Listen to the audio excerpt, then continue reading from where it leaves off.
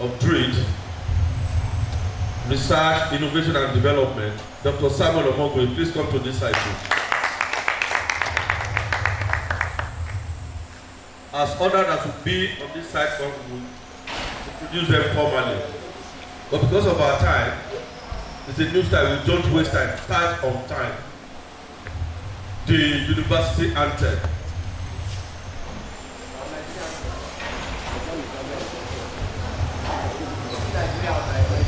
University anthem.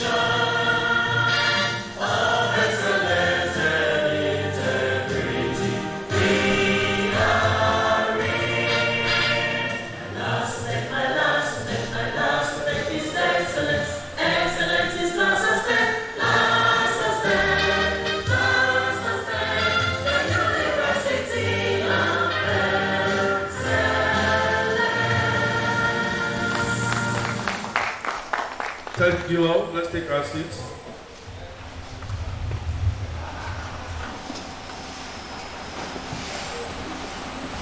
I'd now like to invite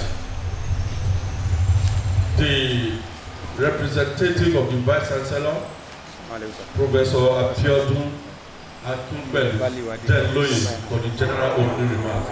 Professor.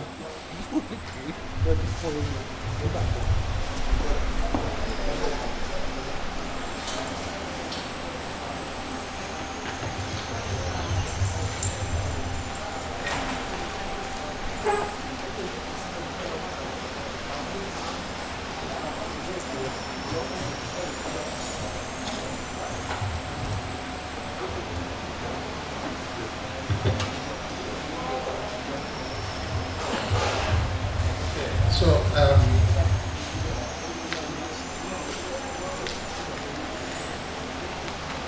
may I wish this distinguished audience, first of all, a very good morning. The Vice Chancellor has asked me to do that, but it belongs on me to first say good morning to everyone. I should also say, as preamble to what I've been sent to do, that it gladdens my heart to actually be here this morning.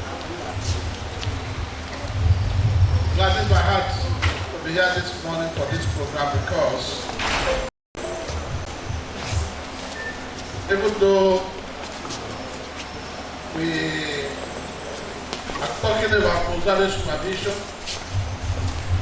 we know that our university has not started postgraduate supervision. This is therefore a key time for us to begin to look into the future. Either that we are going to be research students to be supervised, that is that some of us are prospective supervisees. And then some of us are also prospective supervisors who will be in the position to manage the research enterprise of others.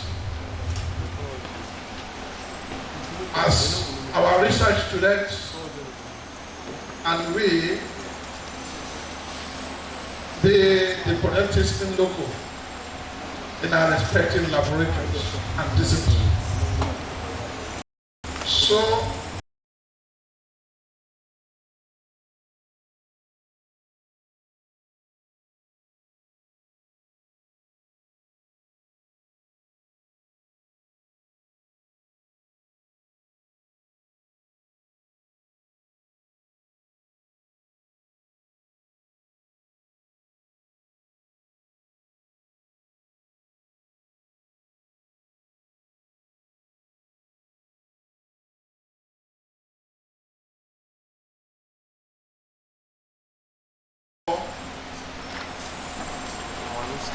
advance to deliver the address. The welcome address by Professor Olumuyiwa Omotola Otusoya, who is my principal and vice chancellor, Lagos State University of Science and Technology. At this occasion, serving as the training of postgraduate supervision, holding today, Wednesday, December 6th, of this fast outgoing year. Some of you will agree with me that it is fast outgoing, except someone who has not been busy. So first, I offer my profound apology for my inability to be at the very important meeting due to other pressing demands. I can relate with us that it spoke to me moments ago from Abuja. So that means it's not actually within the presence of Lagos State. And that's why he is unavoidably absent. I heartily welcome all members of staff to the training on effective postgraduate supervision. The faculty for this training is led by Dr. Samuel O. Omogui, our Deputy Director, Research, Innovations and Development. I thank him and the group of master trainers for putting this workshop together.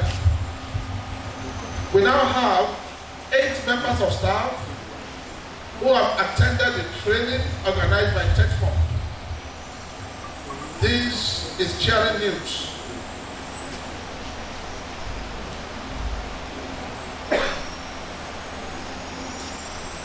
This is cheering news. Our requirement by TETFund is that there must be a replication, and we are grateful to the agency for funding this step-down session. The clear objective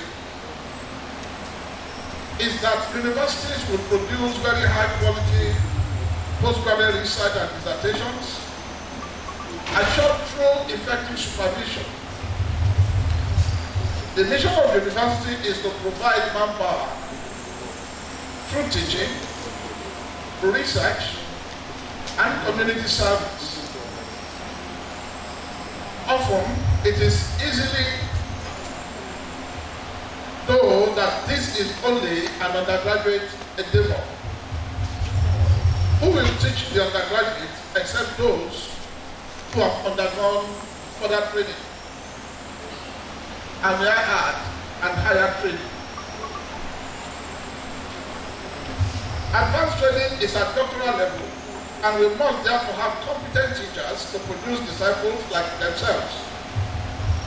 This is within the purview of the postgraduate college, which we will establish in the not too distant future, and commence postgraduate programs when we graduate the first set of undergraduates. You will not need to read between the lines after those words to know that we will only be able to start our postgraduate college after we have produced our first set of graduates. Let us look forward to that. The quality of postgraduate research can be judged from several perspectives: innovativeness, problem-solving ability, patent registered, employability of the graduates, and number of papers in many universities. In many universities, I take that again, high numbers of PhDs are produced by what is the impact of the research and studies. Supervisors, therefore, should be persons of the highest level of training, diligent, of high ethical standards, team players, working to sacrifice for others, who are accomplished scholars and have won several grants. Please, I'd like you to, for emphasis, underline, if you have the welcome address already. It says, working to sacrifice for others who are accomplished scholars and have won several grants. To be able to supervise effectively, a productive staff must be built. Such relationships should not be transcending. Rather, it should be focused formally, defined, goal-oriented, time-bound, and may be two persons working together to supervise a student. In fact, the increasing global best practice is for a research student at the doctoral level to have at least two supervisors, at least two. I went through that system. And of course, I got my PhD for that. All right. So it means that it's a practice that has actually gained ground before now. And so this is a call to further drive home the point.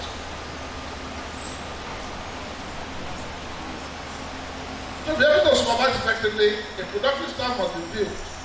Such learning should not be transcending. Rather, it should be focused formally, fine, goal-oriented, time-bound, and maybe two persons working together to supervise a student. The supervisor is not the work, is not to do the work for the student, nor abuse them. He or she must watch out for the lazy student who may want to plagiarize others. There are means that mentioned against that these days. Some key issues to focus on is the choice of a topic, including scope, feasibility, potential contribution to knowledge, and the development of new methods.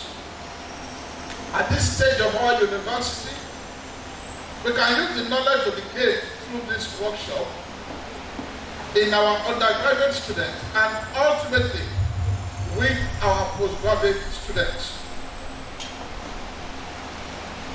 Just before I give you the closing line, I'd like to share with you that the vista for this workshop has already been set. If you agree with me, put it on my friend.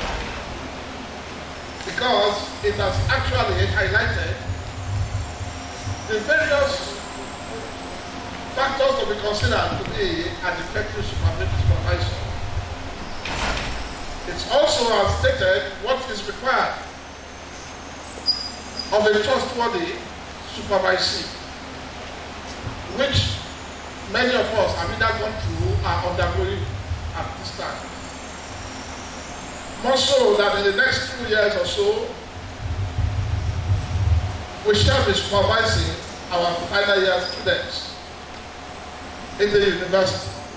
But even before now, we have been supervising our final year HND students. In other words, some of the things we have had here this morning will set you on an agenda for soul searching.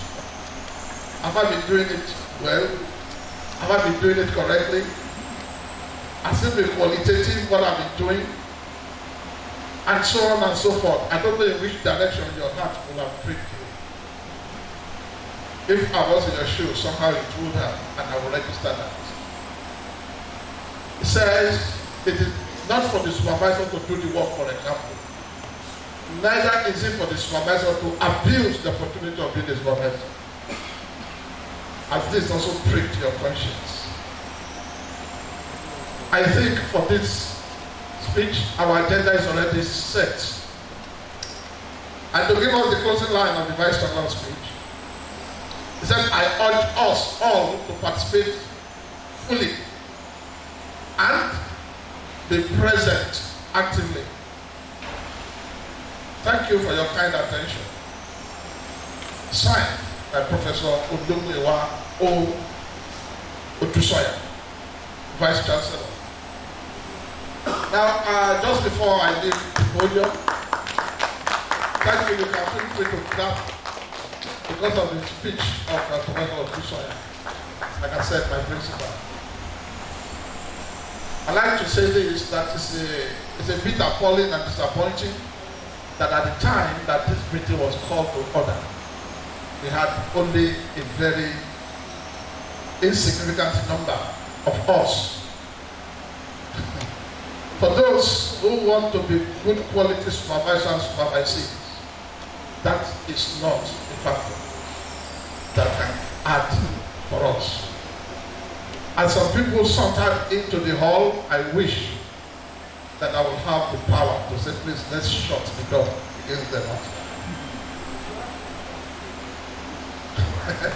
Thank God I don't have that power. And I don't also like to be totalitarian. So even if I had the power, I might suspend it so that we will have a robust participation in this program.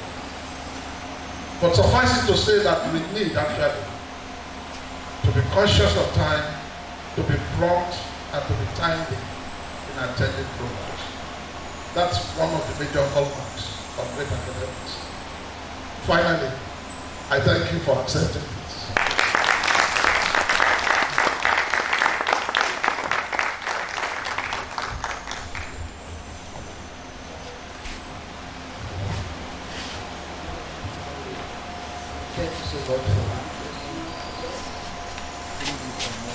Thank you so much for the great speech.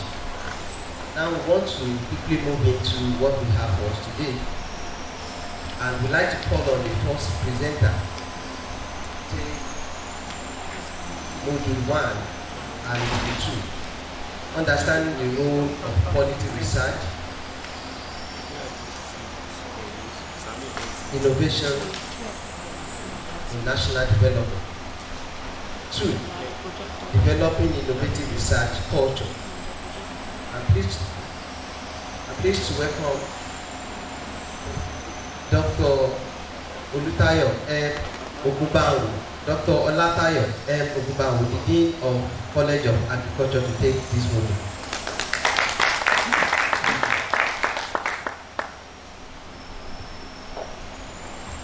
I actually want to start where the Deputy Vice Chancellor stopped. But before that, I want to acknowledge the Vice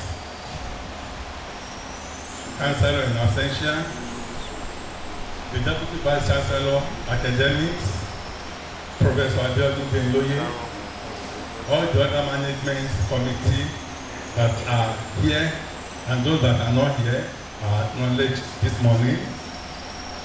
The professors in the house, deans and directors in the house, HODs, and my colleague. My name is Tayo Ogunbawo. I'm here to present enhancing the quality of graduate research projects. Like I said, I'll start from where my prof ended. All of us at one time or the other have been supervising students, both at ND level and HND level. The truth is that have we actually been doing it effectively? The answer is left for each and every one of us to provide. This morning, I have 2 modules to present. And the 2 modules we were taught for two days. And I just have 30 minutes to present what we were taught in 2 days. So the implication of that is that I'm presenting the summary of summaries. After the presentation, if there's anyone of us that's still interested, can consult the director of research. So we will give you the handbill for that. So my structure of presentation is this. Module 1, understanding the role of quality research, supervision of national development. Why postgraduate education? Some of us may ask, do I actually need postgraduate education after my first degree? What do I actually need it from? Why quality postgraduate research? Why must it be quality? Can't I go online and just download what others have done and just put my name and submit? Why must I have certain qualities to be effective research supervisor? Is there any special skill that I need to be an effective research supervisor? All what I have this morning is why.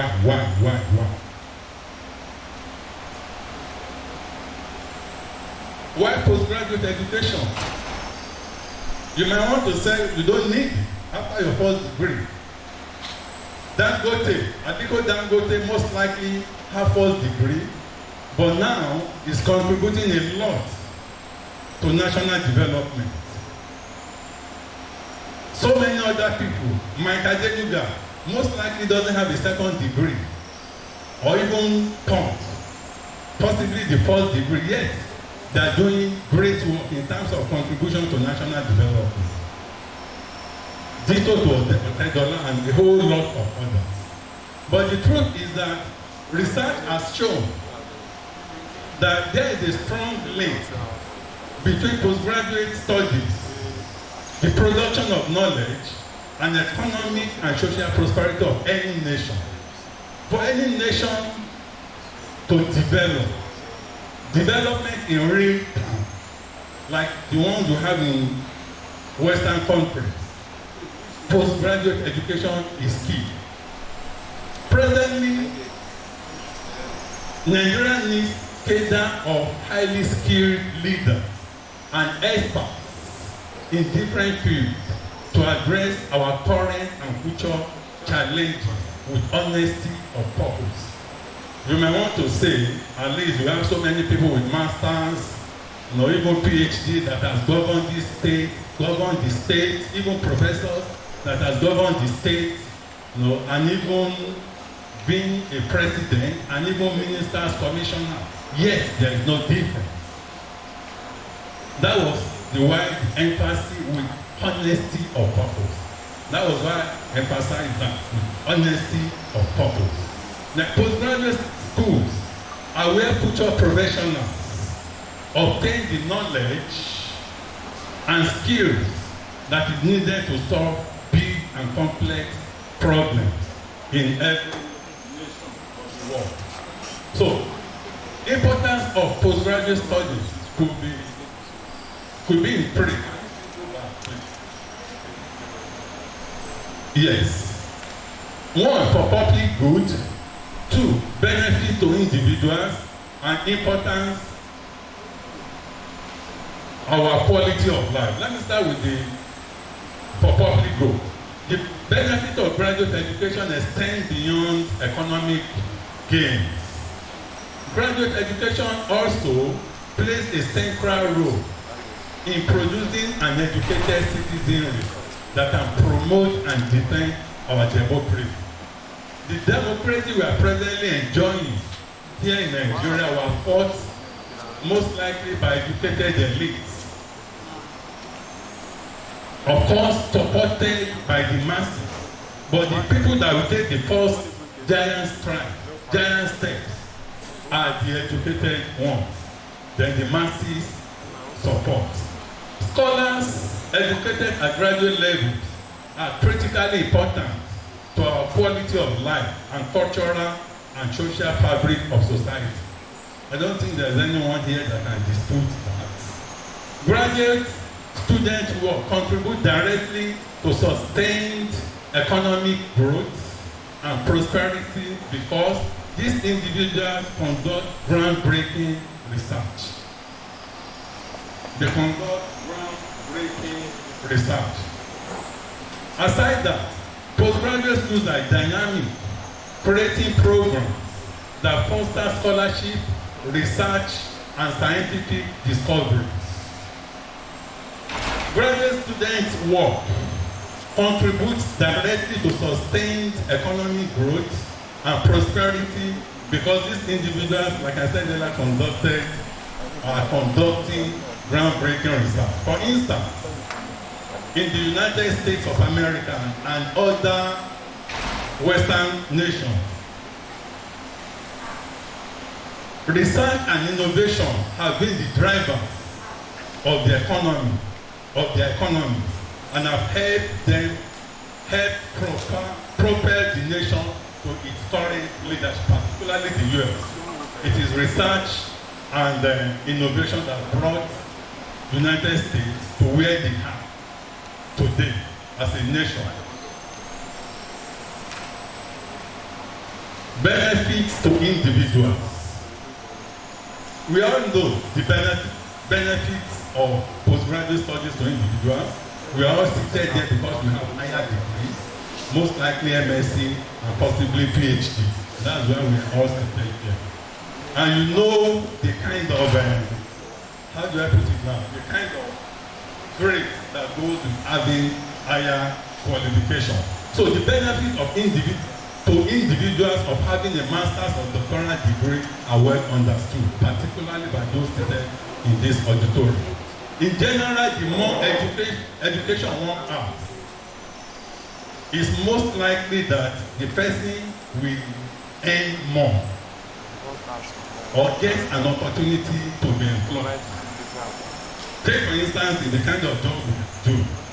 If you have a higher degree, possibly master's, PhD, the possibility of being employed is higher than somebody that has just a master's degree. Just a first degree. Aside that too, in terms of remuneration, the most likely in this kind of job that we do is that if you have a higher degree, you tend to earn more than somebody with BSc. The 21st century global market places premium on advanced knowledge and skills. We are in knowledge-based economy, and this economy requires workers who can use technology in a creative way. So in essence, postgraduate education tends to expand the capacity for critical thinking by applying the lessons of the past to current problems and also future challenges. And the last one there, why postgraduate education, the last point there is important to improve our quality of life. Postgraduate studies improves quality of life. You may want to dispute that, but by creating the workforce for the new global economy, a highly trained workforce is essential to Nigeria's future economy, economic competitiveness, and national security.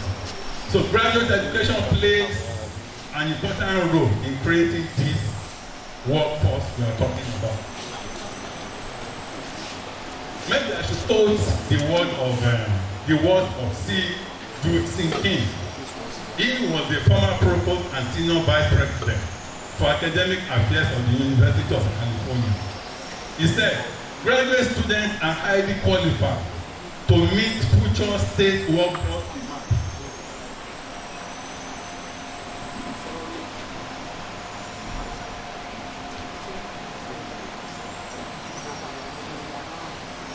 So Juxin King, who was the former vice president and academic for academic affairs of the University of California, said, graduate students are highly qualified to meet future state workforce demands because their programs require intensive study, highly honed analytical skills, and original contributions.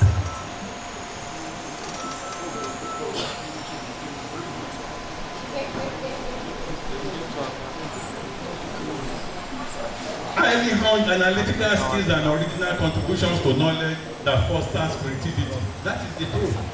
Those of us that had PhD know, and those that some of our colleagues that are on their PhD know this, that it wasn't a bread and butter kind of thing. So what quality postgraduate research? You may want to ask, why can't I find postgraduate studies fine? Why must I stress myself to have a quality one? Why can't I go online, just download somebody's project, and put my name on it? Quality research supervision is essential for national development. It plays a vital role in generating new knowledge and insight.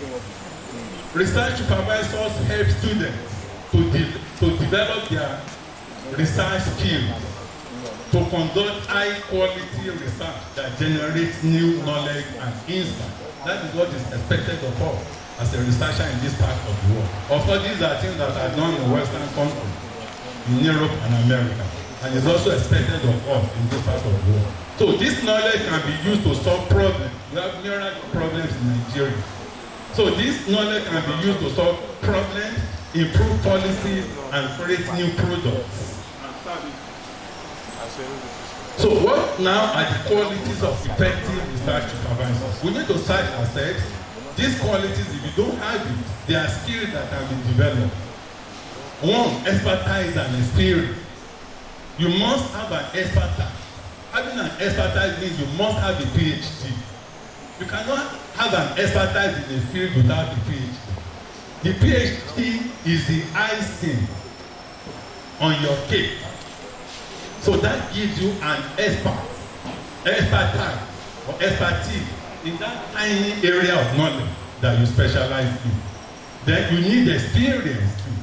How many students have you supervised? Fine, we're near universities. How many have you supervised in polytechnic? Now we're in university. How many of them have you effectively supervised? Effectively in quotes, supervised. So you need expertise and experience. How many journals, even as a PhD holder, how many journals do you read a month in your field? Current journals. These are things that we need to be effective researchers. You need to know what is going on in the world. And you can only do that by reading journals, current journals in your field. So you must have expertise and experience too. Effective communication skill and availability. You must be able to communicate not points English, but in a language that simple and straightforward English that your students and your colleagues will understand. Then availability. That is the key word. In the church, in my church, Redeemed Christian Church of God, the most important thing is availability. If you know the whole Bible from Genesis to Revelation, and you are not available in the church, you are not useful to anybody.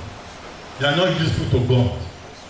Availability, ditto to availability as a lecturer. Your students, you must be available. Not the supervisor that will tell the student come 2 p.m. By 2 p.m. you are nowhere to be found. You tell the first student to come next week again. Next week you are not available. The upper week you are not. You must be available as a supervisor to be effective. Rapport and compatibility. Rapport means you must be able to relate with your students. relate in the, of course there could be gap, but you don't get too close and you don't distance yourself too much. So you must relate effectively with your students, and you must also try to understand them. Put yourself in their problem. All of us here, at one point or the other, we've been supervised, either for our BSc or MSc or PhD. You can imagine what we went through then. So you have to put yourself in the situation of your student. So that is the only way you can actually understand what they are doing. Leadership and mentoring. So we must be able to mentor the new ones, upcoming ones. Network and opportunity. You must make your network. All of us seated here have links within and outside Nigeria. You must allow your students to benefit from your links. And you must also try as much as possible to make opportunities available for them. Just like the Vice Chancellor is doing, together with the Director of Research and Innovation, sending all manners of grants and scholarship opportunities for us. So these are the kind of opportunities you are looking at. Make it available to your students. So ways to improve the quality of research supervision. We also need the institution or the nation to have a role to play. It's not all about the supervisors, or not all about the supervisors alone. One, providing supervisors with training and development opportunities. The institution or the nation as a whole must provide supervisors with training and development opportunities, like the TETFund is presently doing. TETFund is doing a lot on that, sending people abroad to study, and even within and organizing workshops and all that and all that. Creating a supportive research environment. That is a key point. And I hope the Deputy Vice Chancellor is here and is listening to that. Creating a supportive research environment. We need a supportive, no amount of skill you have. If your environment is not conducive for learning or for research, you are just there. All those knowledge will just be a waste. We need a supportive, the university has to create a supportive research environment. Then ensuring that supervisors have the time and resources they need to supervise students effectively. That is also a very key part. Then recognizing and rewarding good research supervision. A system should be put in place whereby you recognize research that is good. This will encourage others that I might also be recognized if I do it good. In summary, graduate education is a key factor in creating the highly skilled workforce necessary to participate and remain competitive in today's knowledge-based economy. Moving straight to the second module, develop innovative research.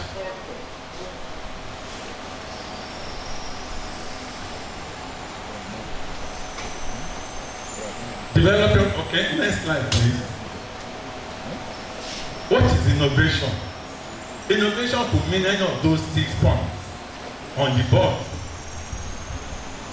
Ideas, coming up with ideas, all manners of ideas, just thinking and bringing up ideas, intelligence, finding solutions to problems around us. In fact, we have myriad of problems in Nigeria, even around us there. Research can be done around us here because we have all manners of, across the colleges, all manners of problems facing in Docklands of Lagos. So, but all these things need thinking, need ideas. We need to sit down and come up with inspiration. You must be inspired. Possibly might just be one thing you saw on your way coming to office that will inspire the project. Creativity. We must be creative. We must be creative. Vision. You see, you must see beyond the ordinary. That is what vision is all about. You see what others don't see. These are things that create innovation. When you are seeing it, in fact, things that you even see, people will start looking at it. Is this one right? What are you talking about? Those who are great entrepreneurial all over the world now. They see vision.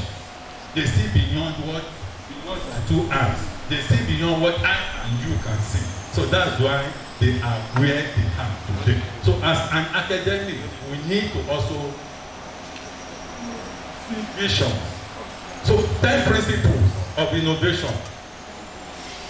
Always forward looking and not backward.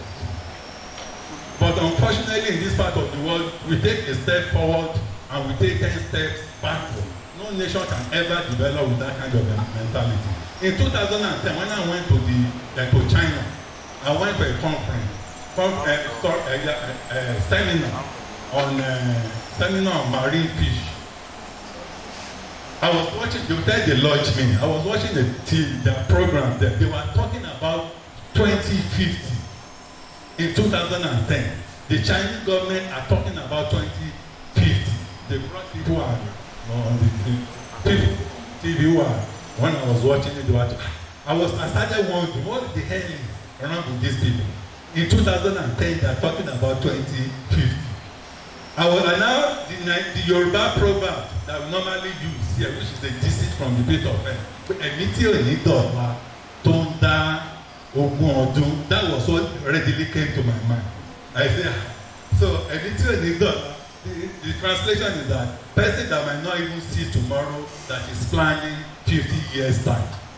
So and that Yoruba is that proverb or adage is very popular in this part of the world. So that is the way people who are entrepreneurial and who are innovating things. Failure is a learning process and take it as a challenge. The truth is that failure is part of the learning process. If you fail one, that shouldn't discourage you. We have a president in Nigeria, the former president, Muhammadu Buhari. How many times did he contested before he became the president? Maybe about 4 or 5 times. I can't remember. Ditto to one president in the United States. He keep failing and yes, and eventually became the president of the United States. So what I'm saying in essence is that failure should not be a deter. It should not deter us from moving forward. Of course, it's a big challenge. But you feel bad. People around you might not be supportive and all that. But you need to move on. So set ambitious goal. You must set a goal for yourself. What I want to achieve this year, not in terms of naira and kobo. Like every year, in this part, every year, everybody make a New Year resolution. In terms of research, what exactly, have you ever made an ambitious goal this year? I'm going to publish 4, 5, 6, 10 papers. I'm going to do a groundbreaking research. I'm going to do that. So, watch what they do and not what they say. That refers to the leaders. We watch what our leaders do, not what they say. That is what one of the principles of innovation. Also, be very passionate about your goals and what you do. The goals you passion out for yourself, you mark out for yourself, you need to be very passionate. You need, like I used to tell my children when they are here, that whatever goals you have, you're just like you read Bibles. Just like the Christians go to church on Tuesdays, Thursdays, Saturdays to prepare for service on Sunday, and the Muslims pray 5 times a day. You also have to be they are passionate about those things. That's why they pray 5 times a day. So you must be passionate about your goal. This goal I set out for myself. Whatever it takes me to achieve my goal, I must achieve it. Then leverage those around you, those people around you, your friends, your colleagues, leverage on their intelligence, on their knowledge, sit together, discuss research and all that. Stop talking and start doing things. Many of us talk too much. We talk rather than talking things that will move us forward. We talk and talk and talk. So stop talking. Even if they have an idea, they keep talking about it, but they never take giant strides to actually do that research. So you should stop talking and start doing. Then you define your success.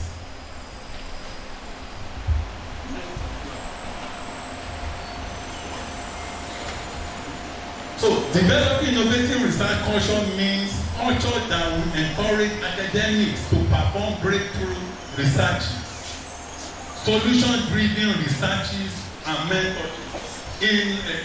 The youth in there are a lot of universities in the world, and there's no time for that, have that kind of mentality, that kind of culture. If in OAU, Law University, they tell you we are a great effect. So the mentality culture that they are great. And of course, as we speak, they are still great. That's why they call themselves great effect. Is a culture. And even like Lasu, they call we are Lasu, we are great. We are proud. We are great. Now here we are Lasustech, we are excellent. So we must develop that mentality of excellence. Is a culture, and I'm sure there's no doubt about that.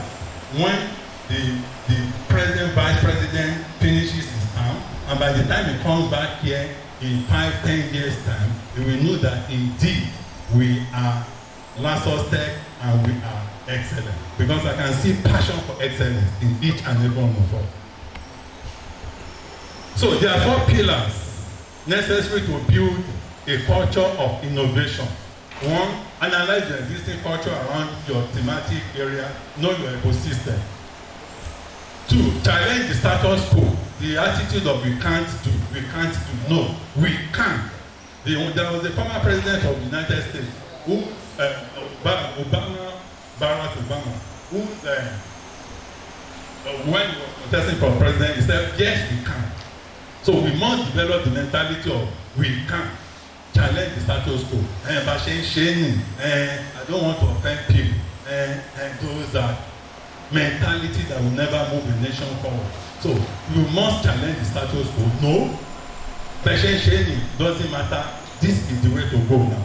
Get comfortable with discomfort. Many of us or many institutions are comfortable with their comfort zone. They don't want to leave their comfort zone. And that comfort zone is not even the best. So you must get comfortable with your present, you must get comfortable with discomfort. You have to have growth mindset. Remove personal barriers. Of course, personal barriers for the skills that we need, which TERTIARY is actually trying their best. Skills, acquisition, and enhancement. So those are some of the personal barriers that will prevent us from being innovative. Next slide. It is also home.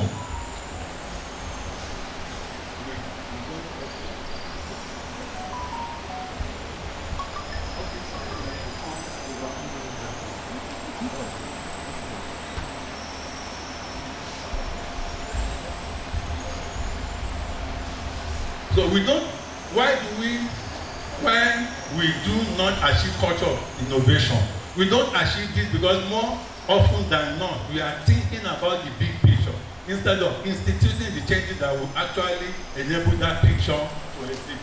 We keep talking about it, rather than taking a giant stride, a giant step to achieve what we talk about, or that picture we are seeing, that vision we are seeing. So we need to take a giant stride, we need to take a giant step, rather than talking, I will do it tomorrow, our procrastination, I will do it next tomorrow. So we need to change that mentality.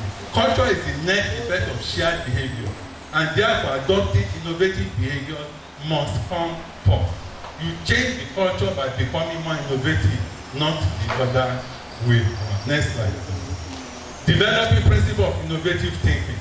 Success directly correlates to the path we develop. This innovation effort should not be different. So train yourself to build upon a set of important principles. What are the principles? Start with why. You know, I actually started with why this, why that. But unfortunately for us, we have the culture in this part of the world.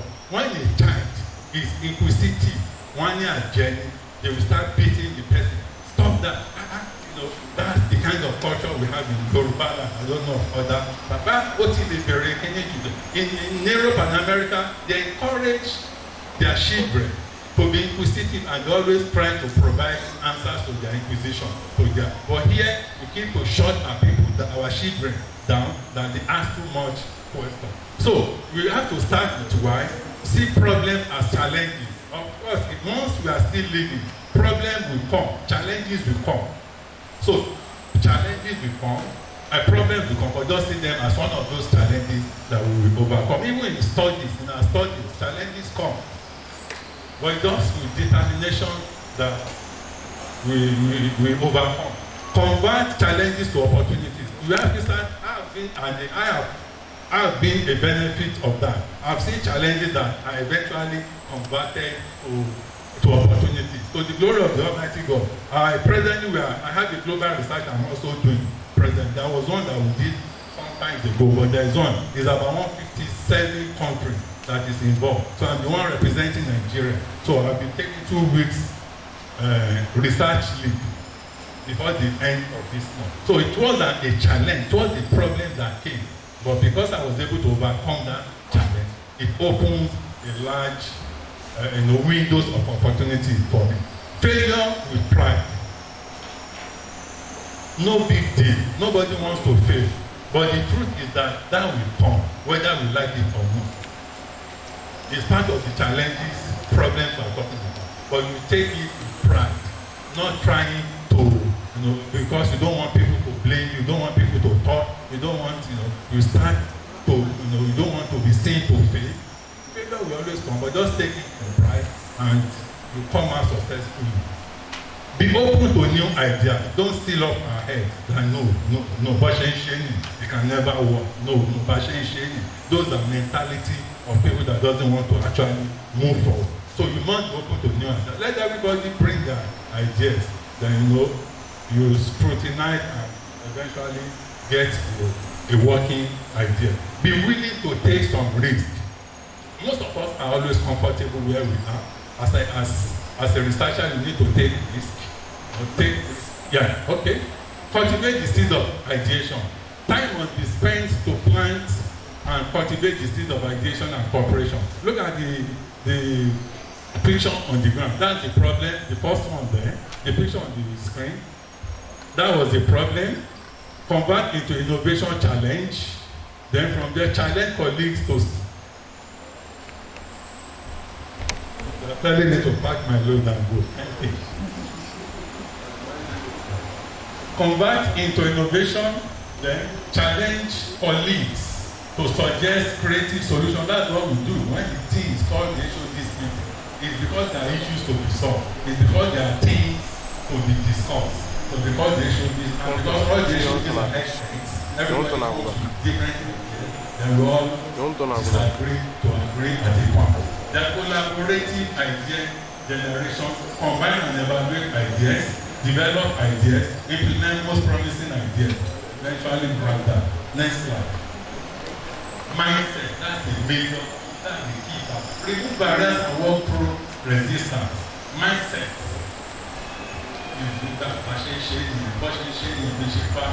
So that is a mindset of people that doesn't want to move forward. If you actually want to, you must be open-minded. Remove barriers, because mindset is a barrier. Remove barriers and work through resistance to establish a mindset receptive to change and innovation and to nurture itself. The challenge we have here, everybody wants Nigeria to be like America and other civilized world, but the step, everybody wants change, but nobody wants to take the steps that is required for that change to happen. That's the major problem, and it's the mindset of our people. So what really creates an innovative culture is open-mindedness to allow for new ideas, failure, learning from the process. People can have a fixed mindset or closed mindset, not open to change. Closed mindset or fixed mindset is not open to change or to a growth mindset. Teach yourself a growth mindset and allow for innovation to spread. Next slide. Collaborative and share knowledge. Collaboration should be across the ecosystem in order to successfully deliver on the solution-driven research project. Across your ecosystem will mean across the various departments or across the various colleges. Not limiting to your college, there is no research here that can be done that one college cannot have an input. The input might not be directly in terms of content, but it could be in terms of, okay, why not have A and B together? And it could also be in terms of some other things that you might not really see because you're all in the same field, in the same area. But someone from outside will point it out, and that will greatly assist in moving that research forward. So, department of programs collaboration, we could have department and programs collaboration, research, technology development, creative work, problem solving, technology incubation, and all that. So, let's move on to the next slide. Innovative teams. The key features of innovative teams are these. Committed. Those in that team are committed. They have the same goal. So because of that, they are committed to that singular goal. Entrepreneurial. They have the mentality of yes, we must succeed. Yes, this thing from this our research, groundbreaking research, we must commercialize it, we must make, the institution must make money from it and all that. We must patent it and so on. Strategically aligned, passionate, they are passionate, cross-functionally excellent, and there is a kind of synergy among all of them. Next. Institutional connectedness. Free makeup, purpose, motivation, and creativity. My time is up. Thank you very much. In summer, okay, I want to leave off. I want to leave off with the word of one of the greatest scientists the world ever produced, Albert Einstein. He said we cannot solve our problem with the same thinking we used when we created that problem. Thank you very much. Thank you so much. Thank you so much for the presentation. So before we move on, we want to quickly take one or two questions before we move to the next one. Question from the house.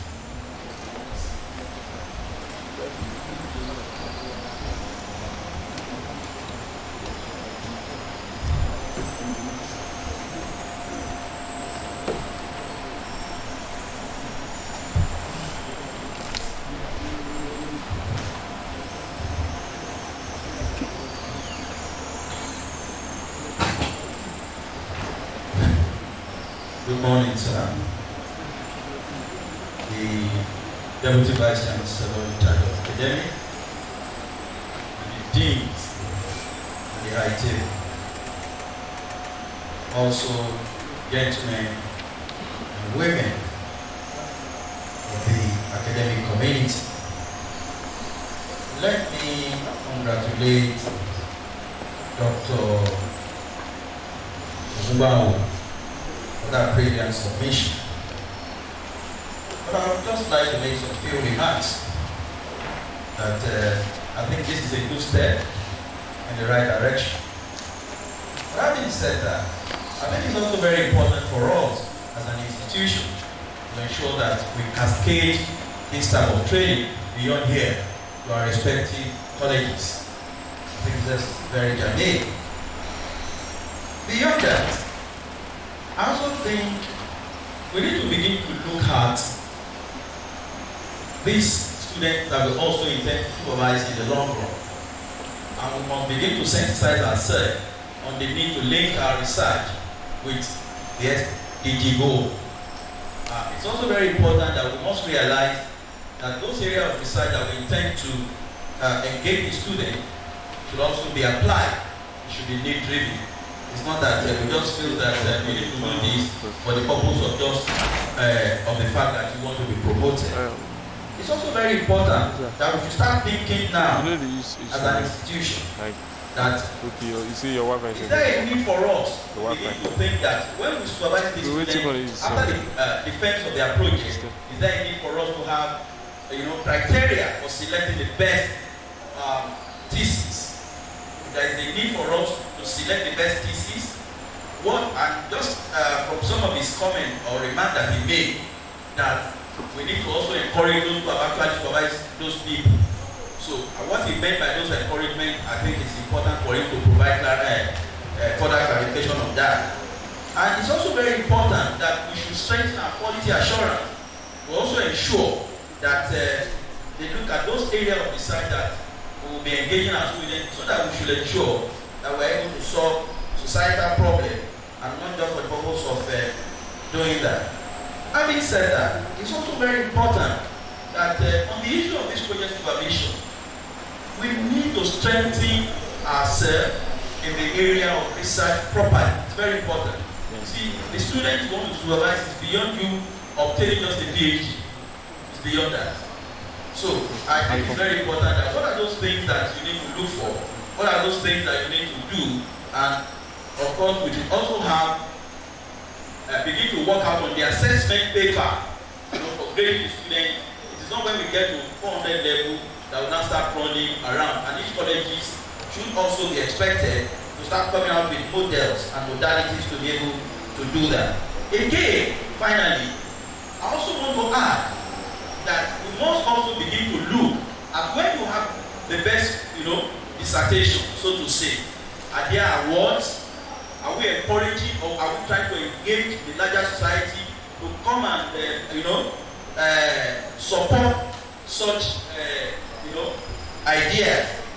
Having said that, I also want to add that the issue of innovation that you have raised is very critical.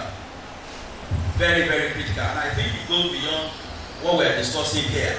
If you want somebody to, be innovative, it has to do with you as an individual. And of course, you also need the right environment for you to be able to drive that. I so submit. Thank you very much, sir. Okay, thank you very much. I think I fell for the trick of finally. Because I wanted to actually appeal for brevity in our interventions at this time. So please let your intervention be very brief, because as a matter of fact, we do not have this interaction on the program for this event, but I had to request that the organizer including so that at least we'll have a breather before we go to the next session, and then so that we'll be able to at least find some means of having interventions from this class. I know that part of cognitive plan is for you to have intermittent breaks and not have a very long session. And so please let us be brief. I think the next one is going to be I think for this session. We actually almost have the same. Thank you, sir. We actually almost have the same thought. I actually almost have the same thought as you. I looked, when he stopped him at exactly 10 a.m., I almost gave him a clap. I appreciated that time consciousness. And I noted too, just as you just said, that this intervention is not included in the program. I had wanted to suggest that we leave, if we look at it, 9:30 to 10:30, 30 minutes, each other 30 minutes, the whole lecture here, before tea break, will be 1.5 hours. I want to suggest that those questions and suggestions and contributions be packaged together till the end of the third presentation, so that we have a robust intervention. Thank you. Thank you so much for the contribution. We have noted all the questions and suggestions, and we are going to attend to them during the professor session. So let's quickly move to the second speaker, Dr. Ajibade Adeyemo, who is going to take us through Module 3 and Module 4. And the two modules are types of doctoral program, and the second one is style of supervision. Please come on, of course.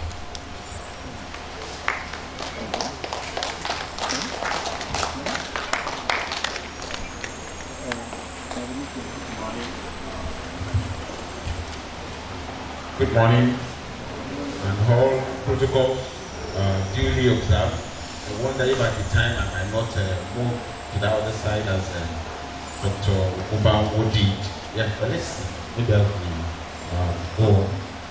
Standing on the existing protocols, I want to appreciate the Vice Chancellor for the opportunity we had to have gone on this capacity building workshop as so titled, and now having to step it down. That's what we are actually doing. And at this point, I want to quickly say, like Dr. the Mumba who had said earlier on that this is a summary of summaries. So I am acknowledging Professor Kaladans, who actually took these sessions. This is a calling, just calling and summarizing most of the things that were said. You can go on to the next slide. And those are basically just the 2 modules. And I will be dwelling more on the second module because essentially in regard to types of doctoral programs, you can go to the next. Well, I'm sure we know this, that there are lots of diversities in the doctorate programs, and that simply means to teach. And obviously, a doctor in this regard then is a teacher. And it's basically a prerequisite for academia and an higher position in profession. Actually, as a doctor, it means you have become a specialist. It means you know so much in depth, extensively, and otherwise. And actually in all professions. And one thing I would just want to bring out here is the fact that when we are in university, mostly we're talking here about academic doctoral degrees. And one important thing that I just want to bring out here, which had played itself out times past among us, is the fact, incidentally, about 2 days or 3 days ago, we were actually discussing in the Senate about the title of even an undergraduate degree in my college. Maybe I'll take it off from there. We were wondering, we made a presentation in regard to what we call a Bachelor of Arts and Industrial Design. It was difficult because in most other places it's basically BA in conventional university, but we cannot use that here. And the sound of BSc or BTech Art may be so strange to my colleagues in art and design. So we propose to have BFA, Bachelor of Fine and Applied Arts. But the issue that was raised is about how that will narrow or make it difficult for our students to further. What I just want to simply bring out of this is the fact that it's essential for you when you are embarking on a PhD or any to be careful which is the other important thing that we will still see as I go on, maybe in the next module, about the acceptability of shared academic principle across board, such that your degree, there will not be questions to the title of your degree. So what I'm saying that is that in our environment here, basically what we mostly require is academic PhD. But then again, for different professions, they also need to become masters of their different endeavors. In fact, a professional postdoctoral degree is said to focus on applying research to practical problems, formulating solutions to complex issues, designing effective professional practices within your field. Incidentally too, the field of my own area of study, architecture and medicine, have been an area where in Unilag it took them several years to get convinced of the need for a PhD. Earlier people believe it's basically professional. And you will discover the same thing. In fact, we went for that in some situations. In medicine too, what they call their fellowship in their postgraduate medical college was equally, and it's still even being said to that you can rank it with a PhD. But for situations where so that for political reasons at any time, you will not be at disadvantage. You understand me? And there is really no field again where you cannot have a PhD. There is no field. And there is no area, just like has been said, you know, it can be cross-disciplinary, you know, it can be all sorts. So, in just trying to round this off, I Please go back quickly. Yeah. Well, so we see, just as said, all those possibilities in terms of professional PhDs for people in the industry. But for us, we should be careful so that it's not as if you now have a professional doctorate. You know, even as people like us who are professions like engineering, architecture, where you still have to practice. Your first and second degree, your fellowship, as you rise, we also have what we call professional training. It's enough for you to keep rising and keep rising, so that you have a PhD if you have an academic PhD as an academician. That's just the best thing for you. Any degree title that will cause confusion for you, that where you will, for your promotion, where you won't be when your issue is being taken off. Be very careful when regard to professional and academic degrees. And the same applies here. Please, next slide, quickly. Well, okay. There's another one before this, please. Hello? Go back. Okay, yeah, we can go on. Good, yeah. Go to the next. Yeah. Well, I also felt it is nice to distinguish this. I'm almost already in the second module. That doctors don't teach us, reproduce others. I mean, all of us now, especially those of us who have become PhD holders, are professor here.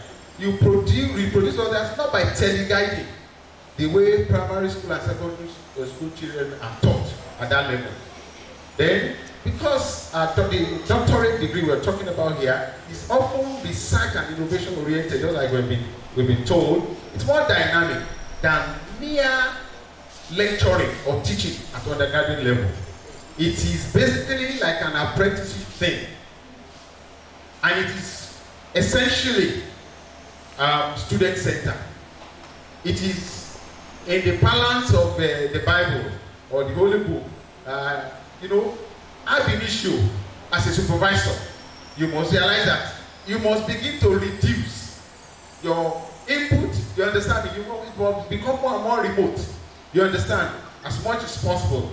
And the idea is for you to prod and bring out the best in your student, so that he increases to fullness into groundbreaking, such that groundbreaking researches and innovations. So it becomes a progressive and academic master in whatever his area of endeavor is.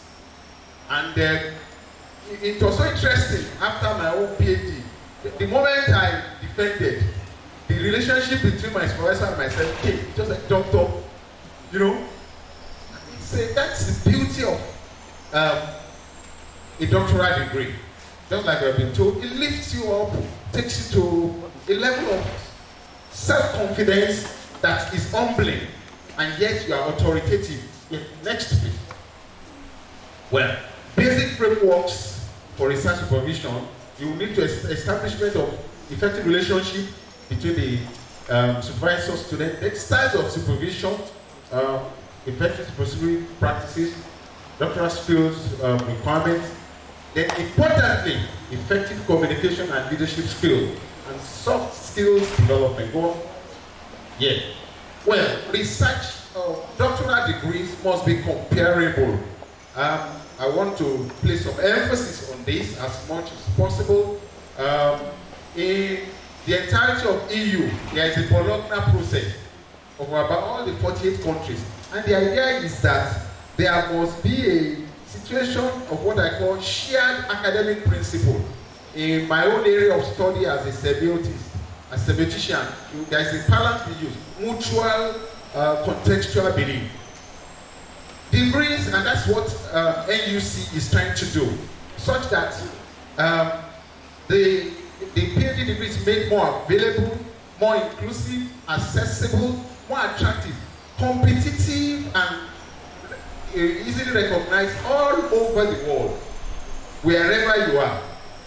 And that is the essence of all these CC mass, and so that there is a common mutual, even where there is mobility from one place to the other, even in course of the program, so that there is general acceptability and comparability. It requires training in research activity topic, the same level of, they are all at the same level of academic topic, critical thinking, research and skill set. It is the highest level. I think I've dwelt on this. And what you discover is that there are a lot of challenges, high level of dropout, difficult to do, finances, but it is important for what the VC, the DVC account, and Dr. Ogubangu had told us. Therefore, supervision and training becomes important in that order as it's been listed. Then why do we need to learn about the supervisor's perspective? And this is a question that maybe when we are interacting, we may have the opportunity to really look at. Well, many of us here, we have only been on the student side. The professors here, maybe well, they have been on either side. But the question to, just like we were asked, have you been a perfect supervisor to date? Even if not at the level of doctoral, even at your level. So maybe there is need for a mindset change to do it right. Were you a perfect student? My PhD was eventually my 60th birthday present. So some of you, there are different levels. And then I used to share a joke that some of us were there non-digital. You understand? So how much of a perfect student someone like me was? So it's basically a relational thing. Then why do people want to supervise a PhD? Next please. Okay. Yeah, this is important to push forward the frontiers of science. And I'm sure we will have often had the VC talk so much about having, just like my brother also talked, having a research team, a network. Once you begin to have PhD students, it means you have mentees. The difficulty we have been having from our legacy situation of having papers and the like, and continuity in our research will be off, because you will become a little community. Up to now, I relate with my supervisor. My main supervisor was 84. He died about 2 months to my defense. See, but one thing I'm trying to say is that even when I still write, I still feel indebted. I acknowledge him. You understand what I'm saying? So the moment you begin to produce students, I mean, it's another thing, though. And one big bad theater, one for Rawo, you see, you have so many students, it becomes your network and the ease of your work. The VC says his research work is still going on, even if he's a vice chancellor here, because of the number of projects. Well, to get more publications, and that's publish or perish, to get some people to research your ideas, just like, and then to do more research, to get more research points for promotion, and essentially for economic gain on the long run. We are in a knowledge-driven economy is what is driving the world now. Opportunity to get more grants, to become a grants man. It's just like I'm sure we have had this recently, and some other people will still dwell on this. And then opportunities, like you said, to network and travel all over. I know someone among us, just as being part of this kind of team, easily here and there, okay? Likely pitfalls, there can be a lot of hassles for little reward. It takes time, just like we've been told. You need to be focused. You must be available, and you must be as much as possible ahead of your student in terms of read papers, in terms of, in fact, there's another Yoruba, don't mind me, I connect architecture and language. Just as has been told about the possibility of cross-disciplinarity. You see, it takes time from other priorities, then you might have to give away your intellectual copyright. It's and that's the beauty of knowledge. It's unlike the problem we had with our own traditional medicine and the like, you know, of not really developing. But even though it's a pitfall, but on the long run, to me, it's still an advantage, whereby what you are doing, you know, becomes, it goes beyond you. Yeah, that's the word. It institutionalizes you. Their relationship may be difficult to manage. I'm sure maybe we'll still discuss, because you have been told that the essence of relationship, not getting too close, not being too distant. I knew someone among us who at a stage towards the end of defense as a KD, he had to be washing plates in the kitchen. Yes. You know? Good. Then, like we said, it will last even more than some marriages. Go on, please. Okay. To be effective, it's been broken essentially into 5 general stages: the initiation, recruitment, project management, and then importantly, the doctoral degree is like project management. It's like a project too, and it requires lots of reports, consistent reading, and you know, then two, research training and clear direction. Then second year, handing over. Okay, then the preparing for the fiber publications, and importantly, career ahead of even the degree. Go on. Next, quickly. Okay, guys, your style. There's no one way, just like I've said, depends on the background of both, all of the two of you who are involved. That will determine what they want. Just like the DPC told us that you wouldn't want to have been dictatorial. It could be authoritarian, and like I've said, it could be friends, but you need to draw the lines such that you still achieve what you intend to achieve. There's nothing wrong in the supervisor marrying the supervisee. You know, but the ethics also come in. Yes, but essentially you must achieve results. You must be careful, but maybe it must be distinguished. You understand? So that it's not, because at that level it's about a mature relationship. Yeah. Another supervisor can go next one, quickly. Okay, establish. Okay, different topics. Supervisor relationship. I think we've spoken about this. What your insights and support? What was your preferred approach as a student? And then these are things you will take during interaction. Continue quickly. Okay, different motivations, different skills. Just like I said, my supervisor really had to help me until I got into it. You understand? It's not like someone who is younger has all the time. I had so many things doing when I was doing my PhD, you know. So obviously my supervisor had to adjust to my own, and that is the best thing. Then, because you know, this student with different motivation, skills, strength, well, okay, stages of that stage of recruitment and planning, need for formal interview to recruit a good student. Then supervisory team is very important. Different roles. That's why we've been told at least 2 with different specializations. The communicator, the topic expert, methodology, on and on. Like I said, importantly, the project manager. You need to manage timelines, then all projects, initially ambitious, you need to trim it, you know, and do all sorts. Make project detailed, and then original, ab initio. The original contribution to knowledge should begin to highlight it. Then you then get into what you want to achieve. Quickly, next, quickly. In the first year, well, manage your time, ensure everybody knows, you know the rules around it. Then you should be highly and explicit on the timetable, the authorship, eventually in paper, writing and the like. On. Okay?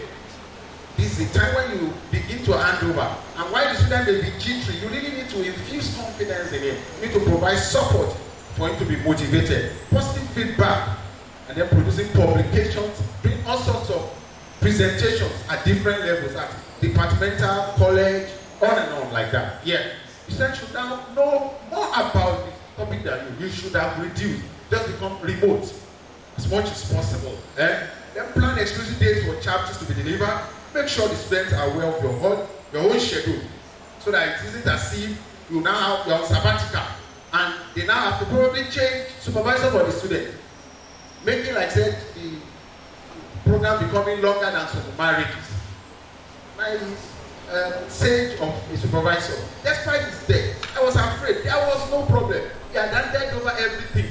Who is to sign? Apparently, it was the only link between my university and himself. He had handed over everything, and everything went on seamlessly. Okay? Yes, when is enough? At a stage, because when my main supervisor died, what I was doing was related to Yoruba. My second supervisor was an Igbo man.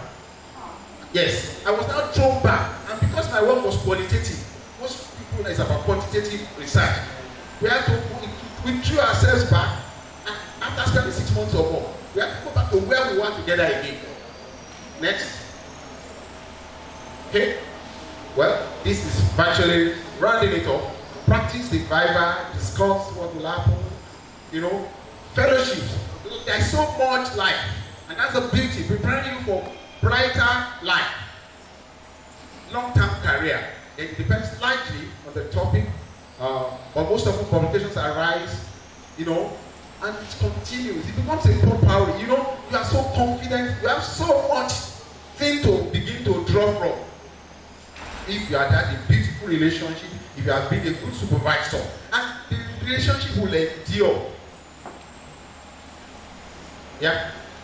Well, the main challenges to the supervision process, what was okay? Well, this is thrown at us. If we have the opportunity again, both as a student and a supervisor, how can these likely problems be addressed? Yeah. Oh no. Okay. Well, throughout it, it's about topic training, research training, skills, you know, presentations and all that. Then, again, important thing, how to write paper, thesis, and how to distinguish and differentiate between them. The way you write your thesis report is different from the way you write for a B. There's some, they may be related, but for you to become a grandsman, all these are things that you are gradually meant to have been prepared for, or that you are meant to have prepared your student for as a good supervisor. Next, please. Okay, in summary and conclusion, this is an old version you eventually use. PhD supervision can be greatly rewarding, but you only have control over some aspects. So concentrate on good recruitment procedures, a structured research timetable, including sensible monitoring points and publication points. Then have lots of feedback on early writings by the students and yourself. Then it's just best you evolve a relationship that will be enjoyable for you and your student, even beyond the time you might have had together as a supervisee, so that it becomes, like I said, an enduring relationship, a lifelong one that will enable you to network, like I said, working within 157 countries, collaborations that will open doors and make you become an international citizen. I'm sure Wole Soyinka is more acceptable anywhere in the world than the numbers of presidents, even though he didn't have a PhD. But now it has become difficult. You can only produce a PhD if you have PhD. So the culture is, whether fellowship is equivalent to it, whatever it is a great golden goose. I hope maybe in Yoruba, she award in goose or what? As I round off to say thank you. But what I'm just trying to say is that, besides give me foul, it produces, no, I don't think so. Because I said, one people got the yeta, one for Rawo, Abi, and then I will see, doctoral degree is a golden goose. It's a world of, an unending world of opportunities. So I dare encourage you, if you have not become a doctoral student today, endeavor, because it's necessary for all of us. We have been told that we now need to collaborate with those who are already schools where they have postgraduate students. because it is part of the criteria for promotion. How many PhD students are being supervised? So we thank God for the likes of Professor Agbebi, Professor Olamide here too, who are willing to, and Mama, you're welcome to Prof. Nesiba, who are willing to enable that we collaborate with them, so that we can also begin to have postgraduate students that will easily enhance us also moving in and happy on the opportunity of chairship. Thank you very much for the little more time you gave me.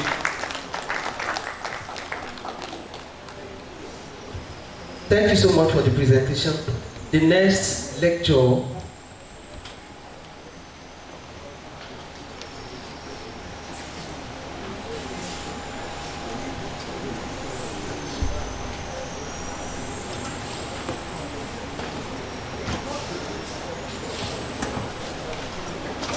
The next lecture will be taken by myself.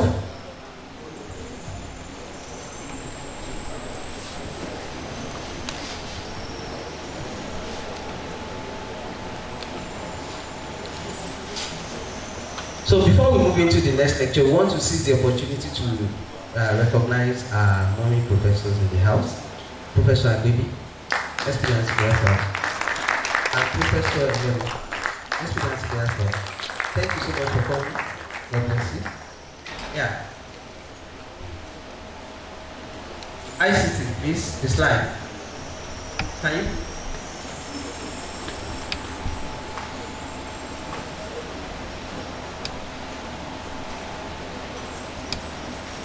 So I will quickly be taking 3 modules, and by the special grace of God, I will still fall within the time 30 minutes. So the first topic I'll be talking on is, hello, please take the slide to the beginning, please. The beginning.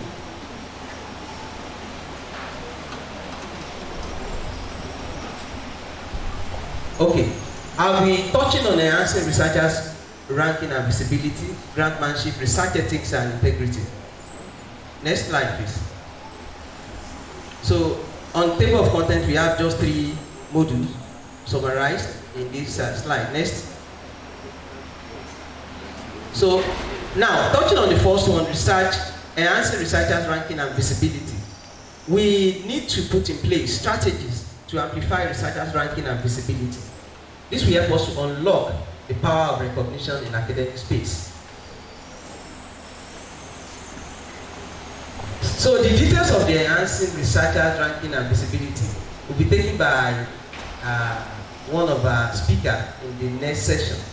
Details. So this is just to touch on it because it borders on research ethics and policy. So the presentation will explore effective strategies for unlocking the powers of recognition to amplify impact. This next slide. So the strategies we apply is leveraging on academic networks, and this will come from leveraging on the strength of the academic community that we are, attending conferences and participating in collaborative projects, and all this will significantly enhance our recognitions and impact. Next. Publishing in high impact journal will also help us. So if we do this often, we see that before you can be able to publish in high impact journals, you would also be citing some high impact journals as well. So that simply means that you would have read through some good journals, and as you cite, before you can cite all those ones, you may have the need to call those researchers for insight into their papers before you be able to understand some of the rudiments explained in their paper. So while citing them, you are networking, you are leveraging on their strengths, and as time goes by, they also leverage on your strengths by citing you as well. So by contributing impactful research to reputable outlets, you can significantly elevate your recognition within the academic community. Next slide. Utilizing social media is also a way of reaching out. We have LinkedIn, where people believe it's a social network, it's a social professional network that you can use. We have other platforms at which you can use to reach out. we have many researchers registered on research aid, Google Scholars and the likes. So these are available for us to be able to reach out to people and for people to be able to reach out to us as well. Next. In conclusion, in incorporating effective strategies for amplifying researchers' ranking and visibility is essential for maximizing your impact in the academic space. So by unlocking the power of recognition, you can elevate your profile and contribute meaningfully to your field. Let's go to the next module. The next module borders on mastering the grantmanship strategy for effective funding acquisition. We cannot do good and meaningful research if we don't have funding. So, and for us to be able to function effectively, that means we have to attract funding. So, funding will help us to do research, will help us to get equipment needed to do research, and it will make our research journey easy. Next slide, please. So now, we need to understand how to get grants. So we also need to understand that grants are competitive and require clear understanding of the funding landscape. We also need to learn how to identify appropriate opportunities and tailor our proposal to meet the funder's priorities. These are points that are very important for us to be able to attract grants. Next. Now, crafting a compelling proposal, which is the key in getting the grant. We need to write a proposal that when assessor is reading the first page, assessor wants to read the second page, wants to read the third page, and this assessor is also interested in funding research. And this kind of research is always in the area of applied research. Let's move to the next slide. So successful grantmanship extends beyond writing proposal. We need to learn how to cultivate relationship with funder, establish a trustworthy partnership, and demonstrate accountability for funding received. That is simple enough. If we eventually secure funding, we should not mismanage the funding. If we are sent abroad to probably do a PhD program, we should use the money primarily for the program. Let's move on, please. In conclusion, we've been able to possess the tools and strategies to master the art of grantmanship, because many lectures have been done on grantmanship on this platform, so we don't need to overflog it. You know, some of us have already keyed into it, because currently we have about 5 who have received Lasustech research grant, and by the special grace of God, a team is still going to take NRF funding anytime from now. So people have started keying into receiving grants. So we want all of us to start keying into it so that the future of research on this campus will be bright. So let's move to the third point. The third point, which is the third module, is talking about ensuring research ethics and integrity, which is a professional imperative. So understanding the importance of research ethics and integrity in professional conduct is crucial to maintaining credibility and trust. And this environment, this is talking much about how we conduct ourselves during our research. Research exists in many fields. So in any field we find ourselves, we should try to embrace the research ethics and culture used in that field and avoid violations of research ethics and culture. So let's move to the next slide, please. So ethical principles. One, we need to adhering to honesty, transparency, and confidentiality are fundamental ethical principles in research. I've said that before. Upholding this principle ensures the protection of participants and reliability of research outcome. For instance, in medical research, before you use human data or animal whatever, you have to take informed consent. Even in engineering, they will still give you ethical form to fill to disclose if you are using any human subject or whatever, or human data, that just to ensure that you did not violate the ethical rules that flows with data. So professional conduct is expected as well. Maintaining professional conduct involves avoiding plagiarism, fabrications and falsifications of data. So if you tell us that this is this, and nobody questions it, and people say the white people read your paper in US and they are ready to fund you, and they trace you down to Lagos State University of Science and Technology, summon the BC, summon you to BC's office, and tells you that this paper you have published, you have submitted for promotion, that they want you to transform what is in this paper to reality. Then you know, if you have falsification of data, you are screwed. So please, let us try to avoid falsification of data, fabrication of results. Plagiarism can come in many forms. You can be paraphrasing, you can come in many forms. You can use AI to write. You have to be extremely careful. If you have not done it, just leave it. Yes, if you have not done it, just leave it, because plagiarism falls under gross misconduct, under condition of service. All these things that with fabrication of data, they all fall under gross misconduct. And when you fall under gross misconduct, God forbid, you stand no chance to come out of it. So upholding this standard is essential for preserving the integrity of research and the reputation of professionals. Let's move on, please. Challenges and solutions. Navigating ethical challenges such as conflict of interest and informed consent requires vigilance and ethical reflection. So if you are 10 in a research group and the youngest is the owner of the youngest conceptualize the idea of the research, don't be shy. Let him take the first position when you are publishing research from it. That the fact that you are the last on the list, that does not mean that you don't contribute. And even condition of service of Lasustech gives number one 100%, while others 80%. And if you check that will still amount to 2.4 when it's being used for grading. So it's still a lot. So however, implementing ethics training and clear guidelines can mitigate this challenge. Next slide, please. In conclusion, maintaining research ethics and integrity is not only a professional imperative, but also moral obligation.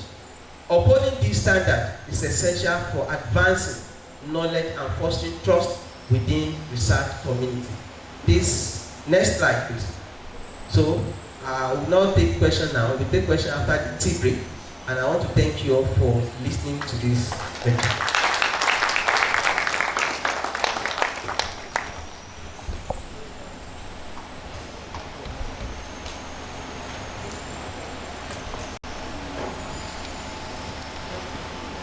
We want to thank our three presenters, Dr. Ugumba Wu, Dr. Adeyemo, Engineer Omogoye, for very interesting, well-researched presentations. We'll be going for our tea break now for about 30 minutes, and then we'll be returning for the second session. I'm sure that the table is set for us for the tea break. So we can only go for the tea break and then come back for the second session. Thank you.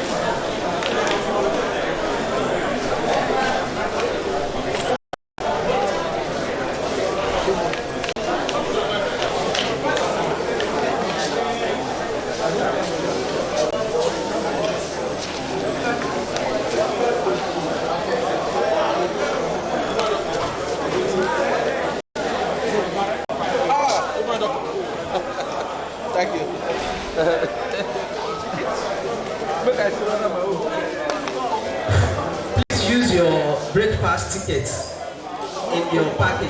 No, if you have your It is there. Just need to tear your breakfast, then you still have your lunch in there. The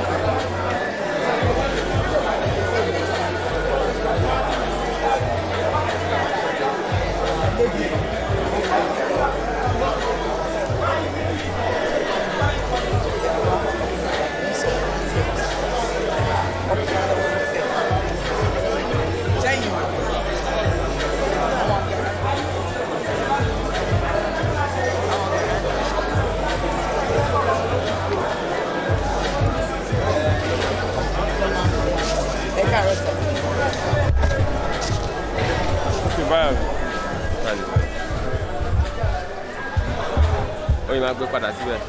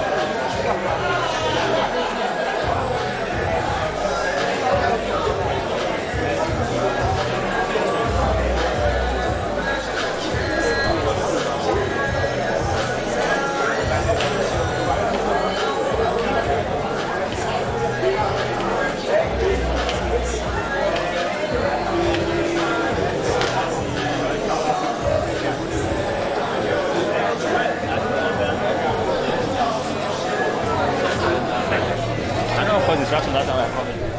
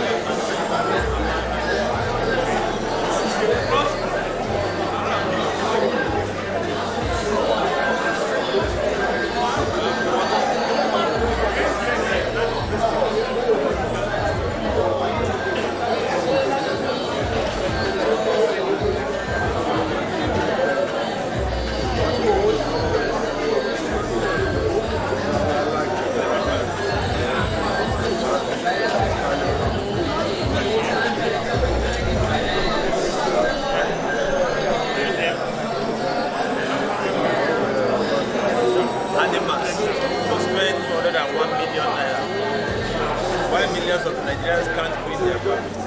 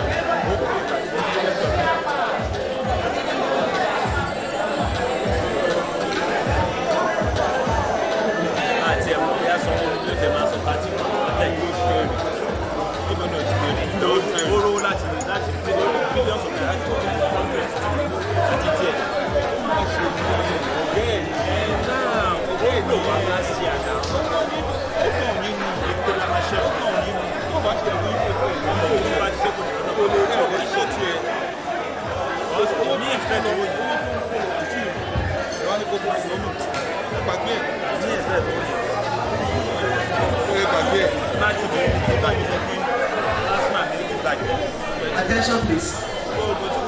Attention please. We have pork meat for sale tomorrow. Pork meat, not for the Meat, pork. 2,000 per unit. pork meat for the Unit, a portion. To contact Department of Animal Production. 2,000 naira per unit. You can can book ahead. You can book ahead, please. Come of say tomorrow at the Department of Animal Production.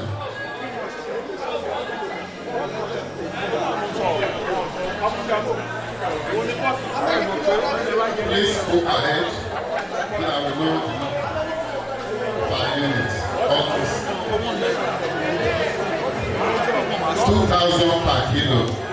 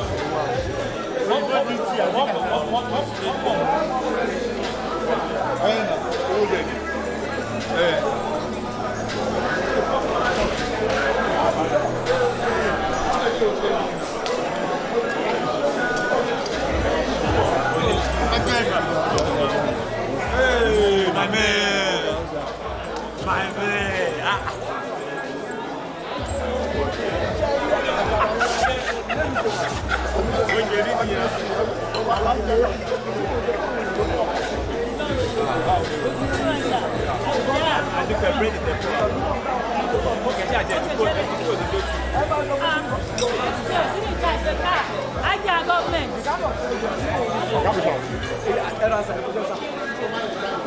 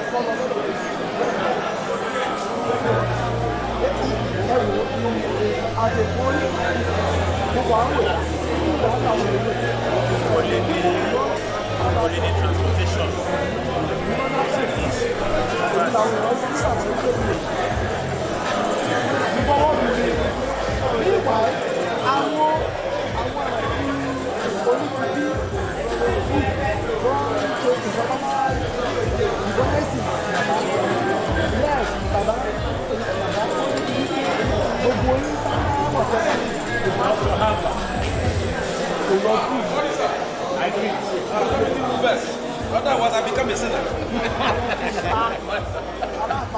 Why not?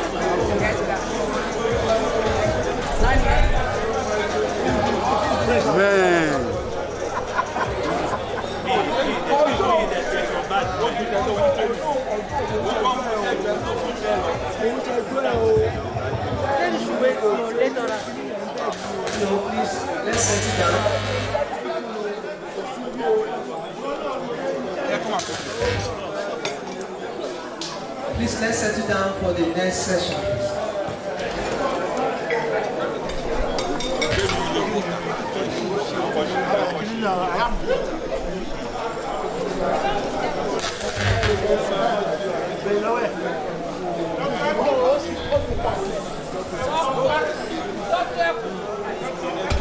So the next on our agenda will be called to order for session 2. Review of the first session.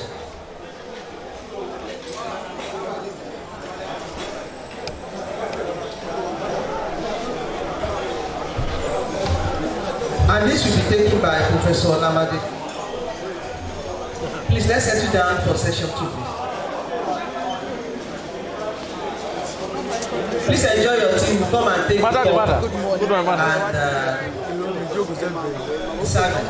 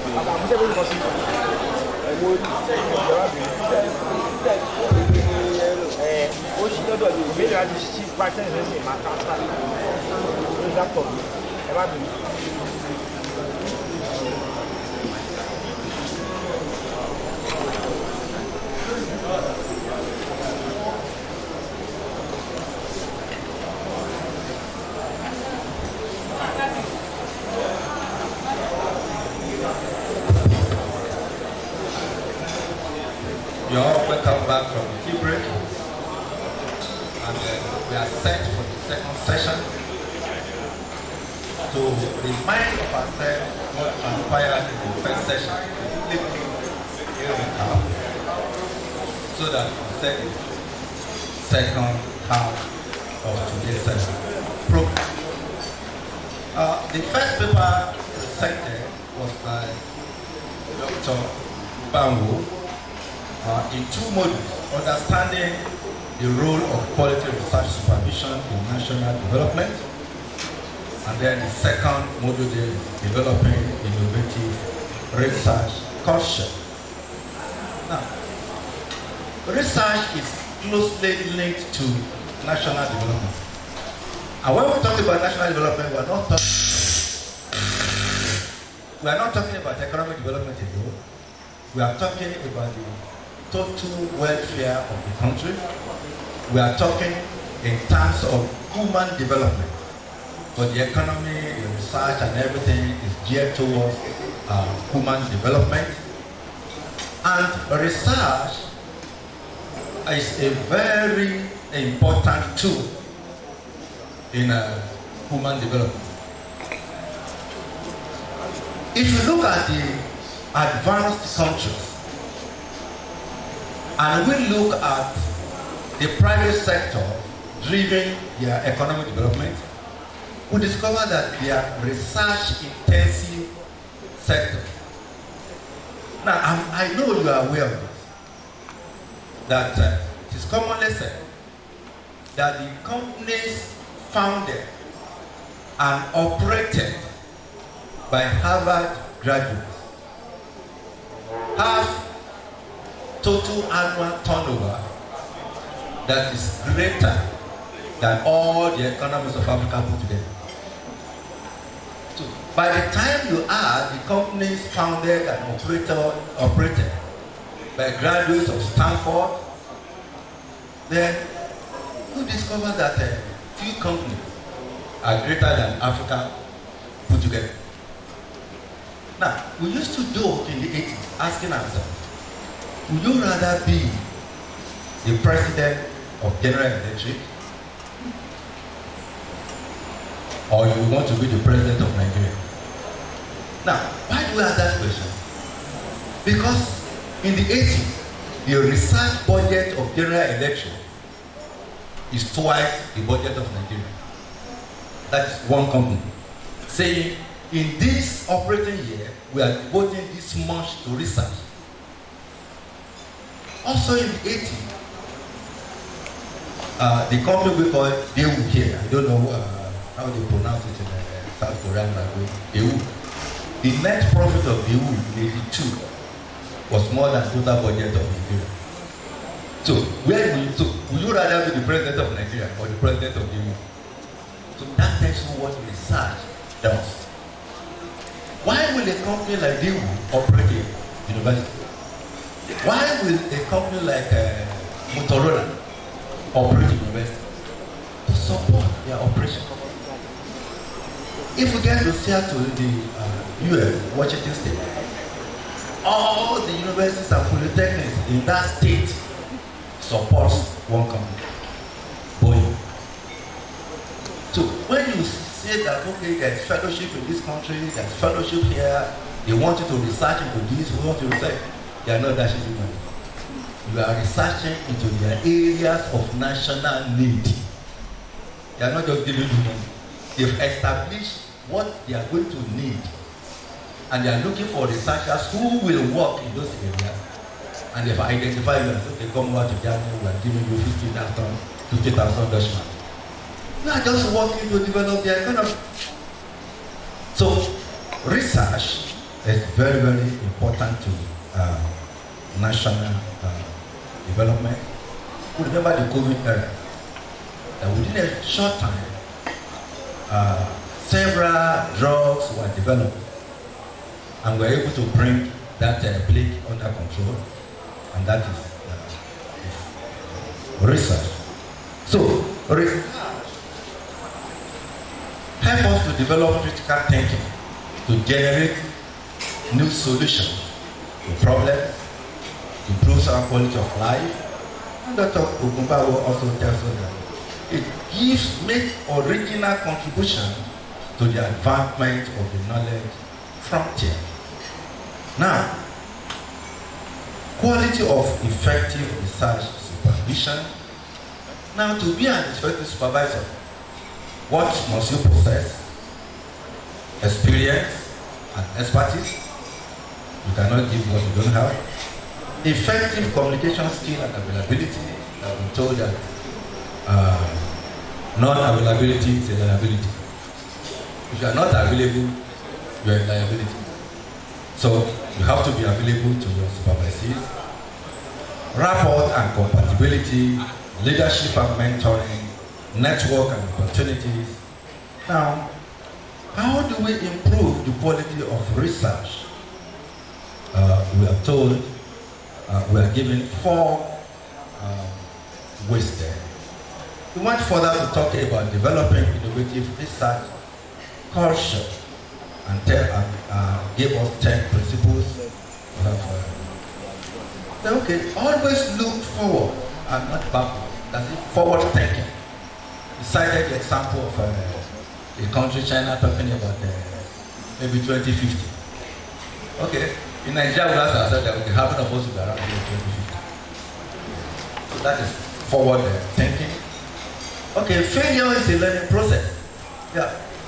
When you fail, see, people say fail forward, don't fail backward.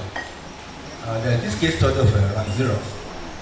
In the early days of Lasustech, the company hired one of the top brains in the US to develop the second generation of Lasustech machine.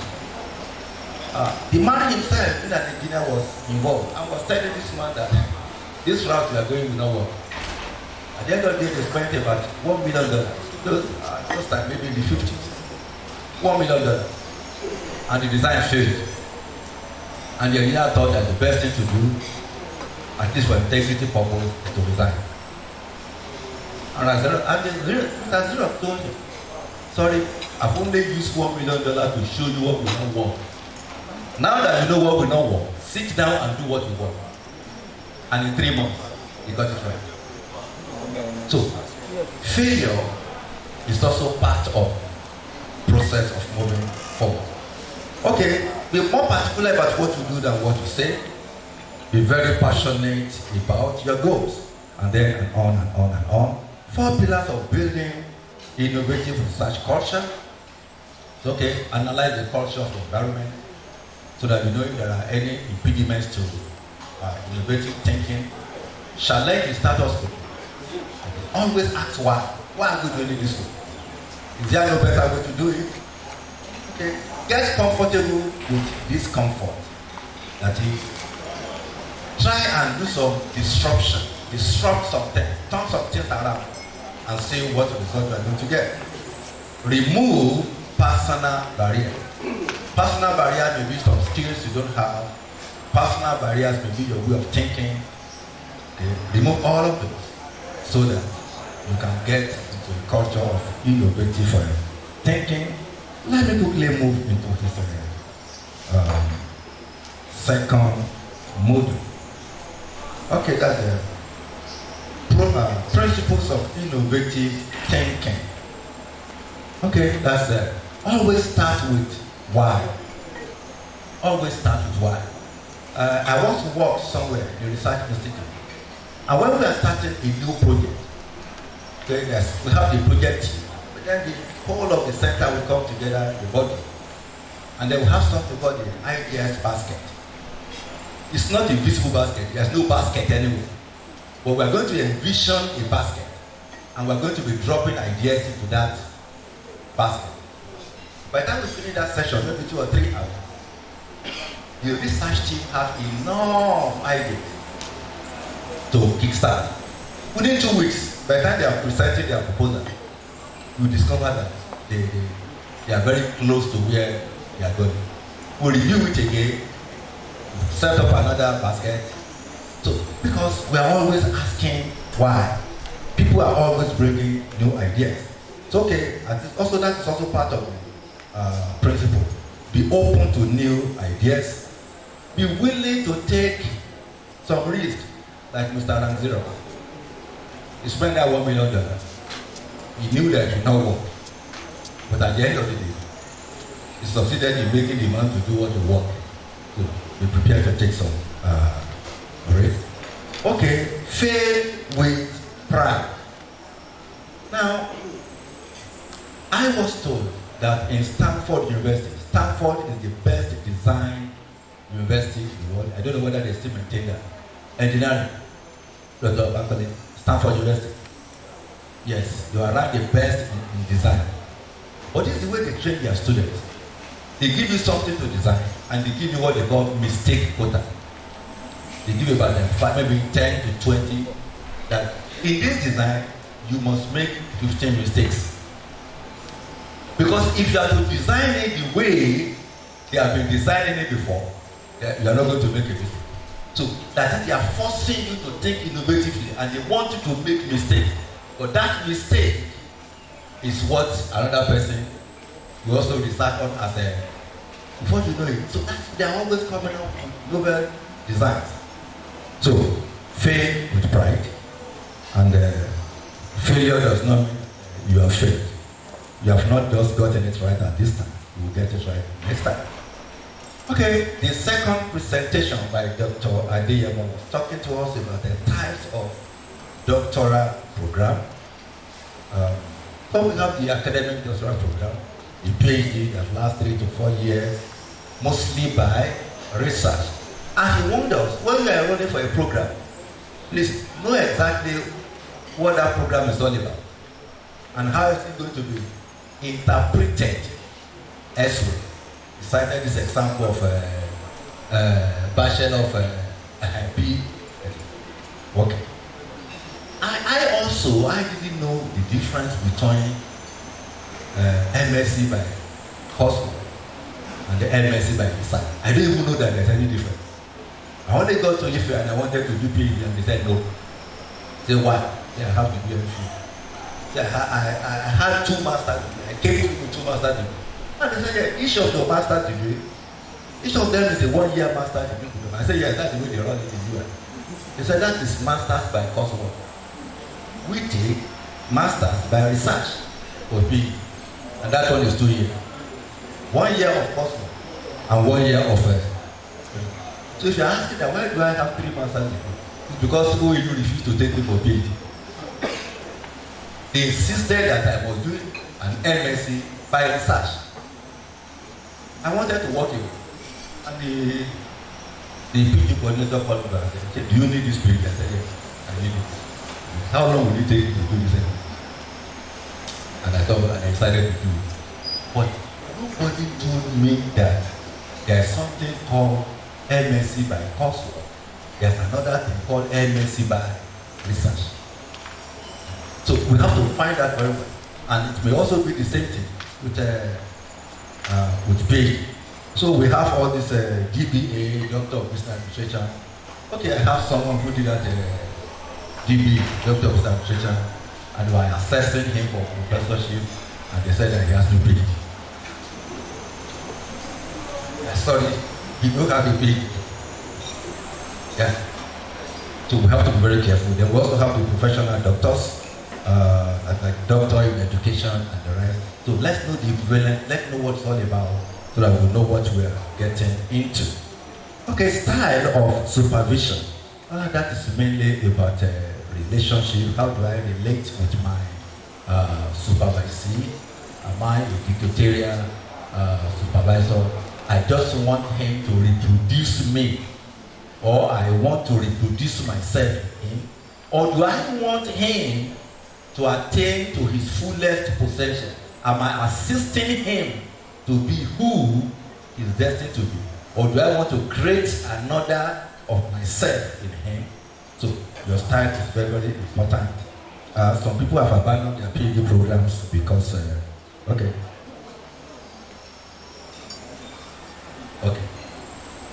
Now, finally, let's go to the research ethics. Sir, do you have a research ethics policy? Okay, we have. Okay. So we know that what that one is all about. There are ethics, there are do's and don'ts. Like he spoke about the conflict of interest, spoke about the falsification of data, doctoring of results. Remember this case in South Korea, this stem cell research. Remember that professor? They had to admit at last that he falsified the data to arrive at that result. And that ended his career. Informed consent, the subject, the human subject, do you duly obtain their consent? And if they are not what do you call it? Maybe they are not eligible to give consent, or they are under 18, or they have certain conditions that will not make their consent to be valid, and someone has to represent them. Who is the person representing them? Since we have a research ethics committee, they will guide us properly on that. Let's just take this as a brief recap of the first session as we go into the second session. Thank you. Thank you so much, Prof. That's a very good summary. So we want to quickly react to the question asked by Dr. Metidelu.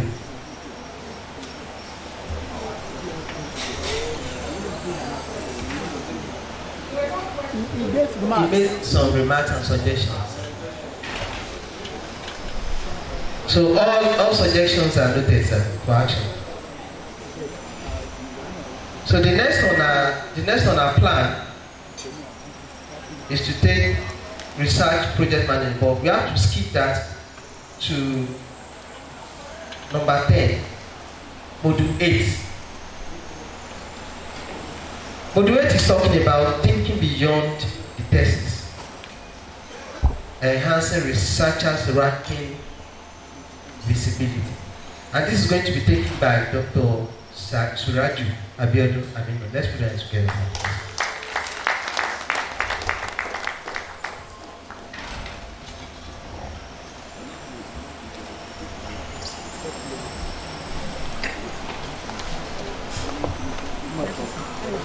Good morning, distinguished colleagues. I stand on existing protocol. My name remains Raju Abiodun Aminu,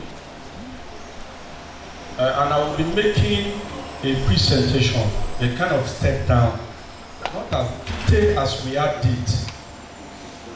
Between August 7th and 11 at Abuja. In its original form, my module came with grantmanship. But because of my current busy schedule, I have to appeal to Dr. Mogoye to remove that aspect. Unfortunately, you observe there was a mix-up when he was making his presentation. I have to draw his attention to it. So I'm going to be talking in the next 30 minutes, taking you through how we can make our research works feasible. If you have taken time to look at the parameters, metrics, criteria that ranking organizations around the world, they are more than 10, are using to rank universities and other tertiary institutions, you will see that one metric stands out, and that metric has to do with our research output. Of course, if we have concluded our research, we need to disseminate. Dissemination means publishing them in scientific journals. That is just one leg. The most important another leg is to make our work feasible. And that is what this is all about. Enhancing researchers' feasibility and ranking. That ranking refers to the institutional ranking, not ranking of the researchers. Aminu Banjo Mogoye. No. So next slide, please. Stakeholders in university education are worried about the low ranking of Nigerian universities, and they made a commitment to implementing a strategic plan to address this challenge. It's a very big problem. There's no time. We'll have looked at different statistics. The one we are shown, you will see it is very, very troublesome. Even among African countries, we have one of the lowest rankings. The top 4 universities in Africa are from South Africa. That should give us concern. So, as a result of this, NUC management and that of Tetfund considered a collaboration to develop a policy. That is, university will develop a policy while Tetfund will provide the funding. Vice chancellors have an important role, and their own commitment is to mobilize the university community, that is you and I, because no university can be ranked without their manpower.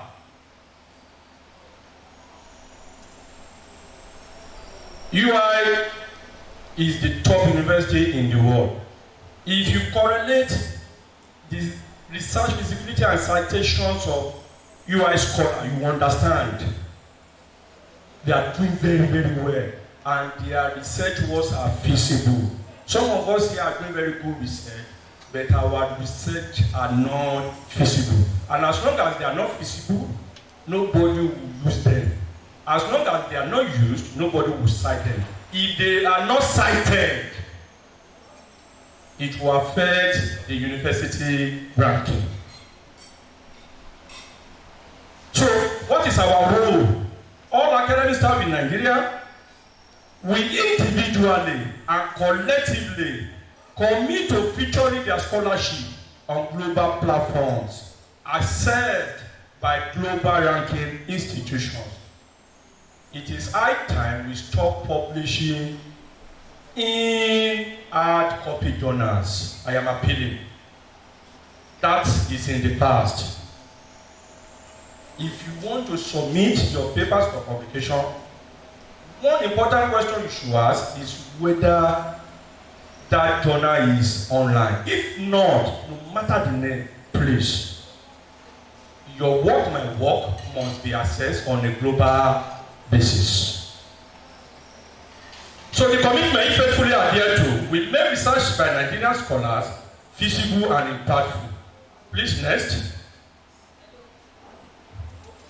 I now want to conceptualize research feasibility. And it simply means the extent to which our published work can be easily seen, retrieved, and used by other researchers, scholars, and members of public. It is about discoverability of our research. If I publish, can somebody else discover it? If yes, can that person make use of it? If yes, can that person cite it? As that is happening, is rubbing up positively on Lasustech. The number of times the article is cited by other researchers and scholars in other publications is what is called citation. To increase the chances of receiving citations, we must expose our research to as many people. That's it. It's not enough that we publish. They will ask you, and so, if you are published and your publications are not gaining traction, they are not good publications. The starting point, Dr. Mogwe said it, is to publish a quality article. Research feasibility is enhanced if articles are published in an online and open access international journal. Please, there are journals that we call paywall journals. You must pay before they are published. And after paying, after publication, you need to subscribe or you buy. If you are doing a research, if you see Google Scholar, you see where they say you need to buy a particular article for maybe $58, $62. So the best bet for us is to publish online. I've said that earlier, and also in journals that are accessible, that is open access. A highly feasible article has a high potential to be cited. Continue. Right.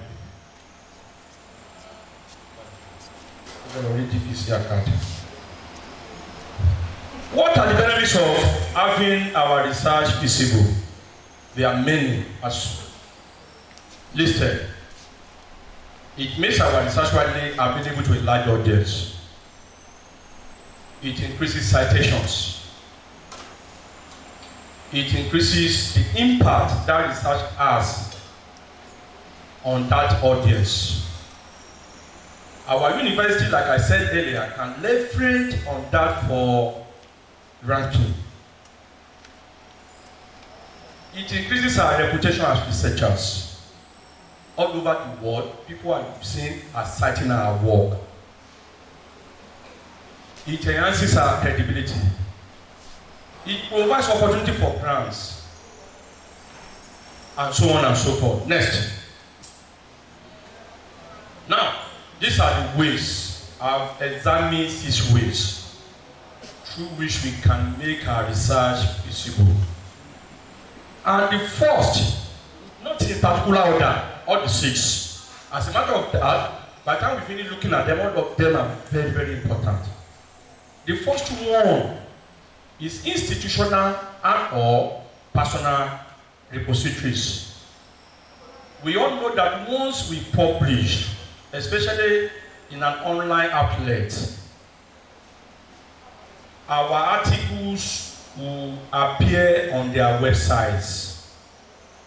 In addition to that, so we should encourage universities, polytechnics and other institutions to also have what we call an institutional repository, covenant asset. Federal University of Technology Milan asset, Unilori asset, all the publications of their colleagues, of their staff, you will find them in their repository. Advantage of that is that we have the opportunity to cite ourselves. I don't know the number of times Mr. Amsad from my department has cited my work. Because he has to visit online website before he can see it. I think I've only cited Dr. Lawal once or twice. That's the only person I've cited in this institution. But when we have an institutional repository, and I'm sure the current management led by Professor Odusoya is looking in that direction. We have been asked to upload our CV, and I'm sure something will follow that. Is working in that direction, so that our students, our colleagues, and others from outside the university can interrogate what we have in our repository. The second side of that, the second part of that is personal. Personal is that all over the world, scholars are having own websites. I have my website. I will show you. And all my publications are there. So the Lasustech is about to also open an institutional repository. What that also means, all my publications will be there. I have a YouTube account. I use my YouTube to lecture students. People are visiting them from all over the world. It is a way of making myself and my work visible to the global academic communities.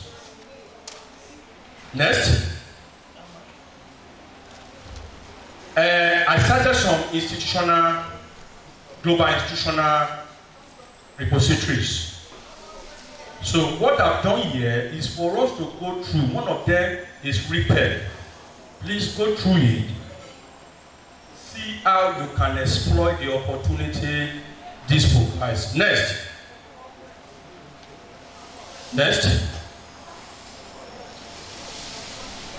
Number two, the first one is repositories, whether institutional or personal.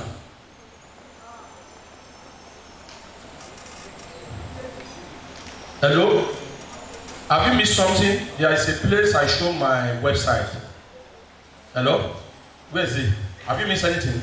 You have not. Okay, maybe you haven't got in there. The second one is unique digital identifier. There are many organizations that are hosting digital identifier. Digital identifier from the name means that something that identifies Aminu, my work, and differentiate them from the work of Olawore. If I had published under different order of my name, Aminu Suraju Aminu, Suraju Abiodun Aminu, other different names. Once I have ORCID, there's also Scopus ID. Once I have them, and I put them on my manuscripts as at the point of submitting it for consideration, evaluation and publication. So that ID link all my paper. If I have 1 million papers, it will link them to me. For those of us who are on Google Scholar, you will observe that you will see some papers that are not yours. Once Google Scholar just see Aminu, irrespective of the other two names, you will just automatically record it for me. But with ORCID ID is able to solve that problem. So please, let us, all of us, as we are seated here, after this program, let us register with ORCID so that we'll be able, wherever your papers are, as long as they are online, it will get them and link them to you. Nobody can link them to your publication. Next. Okay. This is my orchid from my Google Scholar. This is how it looks like. For every publication I've been doing in recent times, you will always find my digital identifier. It identifies me. Even if I don't write my name, it will know Aminu is the author of that. Next. The next one, an online web profile. This is the third one, an online web profile. And again, I believe the CV that we are asked to upload is to create this profile for all of us. And the important thing about it is that it should be updated regularly. You will see anytime we are asked to submit CV, they will say updated CV. So if we have an updated profile, it will not add much value to us and our institution if they are not frequently updated. And what this does is to showcase our academic and research achievement by listing all our publications. Millions of scholars have created profiles on Google. There are millions, some 51,000 citations, some 101 million something citations. It's because they are available online. And I'm aware there is also a directive that every one of us should create a Google Scholar. Dr. Mogoye has been doing very well in this area. Please, let's showcase our achievement, no matter how little they may be. There is research, there is academia, edu. There is Publon. Publon is hosted by Web of Science. There are many. My profiles are all over, more than 10. And it's shaping my research impact, it's shaping my citations. Because they are all over. Times everywhere you want a paper related to what I've done in the past, my paper will be among the ones that will come. So please, let's do that. Next. This is a Covenant e-resource. That's institutional repository. If you look at that, you will see they put all their publications in categories. In public health, you will see it. You click it, 100 of papers will just pop up. In management science. Next. This is an example of what I said. My publication, this is my website. www.surajuaminu.com. I have my publications on my website. Textbooks, journal conferences, all of them, they are there. So let us encourage. It costs me a lot of money to maintain them. But I'm doing it for a purpose. I want to be notable in the academic community. And it doesn't come cheap. It does not come free. Next. So what I've done here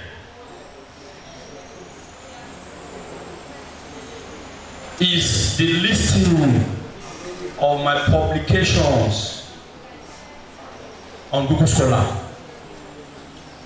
I think I have about 40. All my publications, about 40 or 41. All of them. So anytime any researcher is working, the possibility of my paper being used is high. If not on my website, it will be on Google Scholar and other databases. Next. Number 4. Publish in open access journal. I think I've said it in my introduction. We must prioritize this. Don't publish where your research will not be seen. feasibility is seen. There are a number of researches like that, and journals like that. So anytime you want, make sure you publish online and open access journals. Next, number 5. Optimizing Lasustech website search. Let us look at optimization.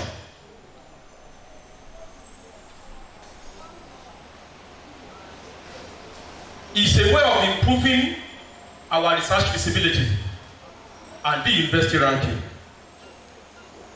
I've spoken about the website being a repository. Repository means that it stores all our publications. Ranking organizations all over the world used information they claim from university website. They don't visit university physically. You will never see webometrics. You will never see Times Higher Education coming to Lasustech University or any university. No! From wherever they are, they claim their information on institutional website. So some of the metrics they use, like I said here, are the quality of faculty, research outputs, very, very important. Research income, citation index. So therefore, creating optimized content for the university website can help achieve greater visibility. It will make search engines rank the website. Let me explain optimization so that in a very layman language. You will see that anytime we are searching Google, some items will appear on the first page. That is a very good example of optimization. Optimization means that if our website we have a website, but if we optimize, there is what we call SEO, search engine optimization. If our website is optimized, it then means that anytime anybody is searching, our website will be on the first page. You don't need to go to the next, second, third, fourth. So if they are able to create a repository of our research work and make our website optimized, it then means anytime anybody is searching for any paper in any area, one of us here has done one thing or the other, our papers will be on the first page, especially for those who are not patient. Next. I think that's the last one. Now I'm concluding. I'm now relating research feasibility to research at university rankings. Research feasibility and impact play a major role in university rankings. I think I said that in my introduction. Researchers in top universities around the globe are publishing in high impact journals, and this is helping their feasibility and better ranking of their universities. Conversely, researchers in many developing countries look at what are not proceed, why we are not doing well in all rankings, not in many or major rankings. We are not doing well at all, especially in Africa. We are not investing in education. Conversely, researchers in many developing countries publish low quality to moderate quality research papers. What is the consequence of this? The consequence is on the rankings of our universities. And I gave these examples. The top 100 universities in the 2024 Times Higher Education World University Ranking are universities in the US, the UK, and Europe. Like I said earlier, universities in Africa make the top 1,000 best. 1,000 you see from 500, 600. And like I said, the top 4 are South African universities. Covenant University, UI, and Federal University of Technology, Akure, are the top universities in Nigeria. We all knew who actually made it possible for FUTA to achieve the feat it has achieved, Professor Balogun. We are very lucky to have him today. I was in a session with him on Sunday with Dr. Gumbawu, Dr. Guyemi, and some of us. We left around 8. He did wonderfully. He shared his vision with us. And what they are doing, I want to share that with the VC. Because we are working to have one of us to be shortlisted for interview because his proposal is judged to be of high quality. Dr. Yetunde B. Please let us recognize him.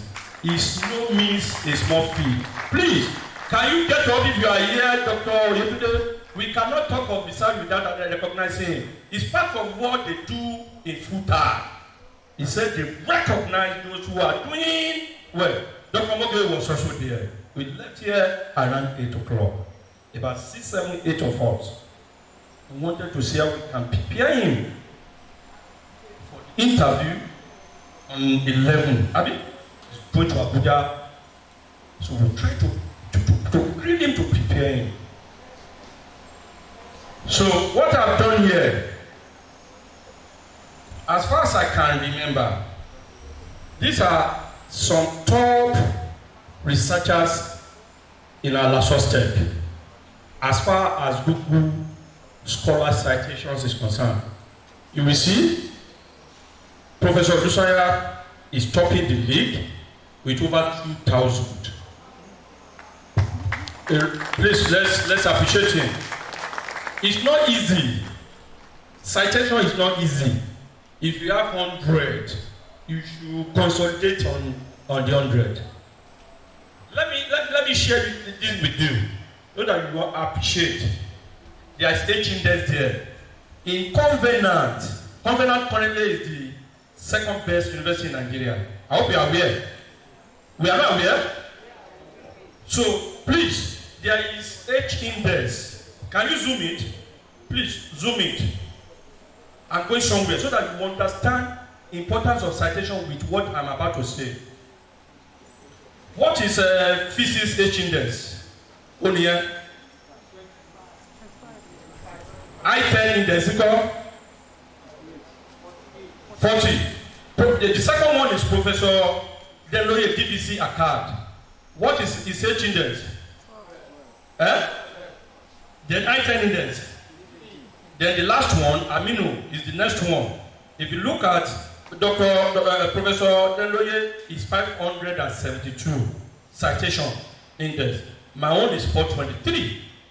So if you look at H index and I index, in Covenant, you will never be appointed a full prof without a minimum of I-10 index of 12. No matter the number of years you have spent in the institution, please you can check.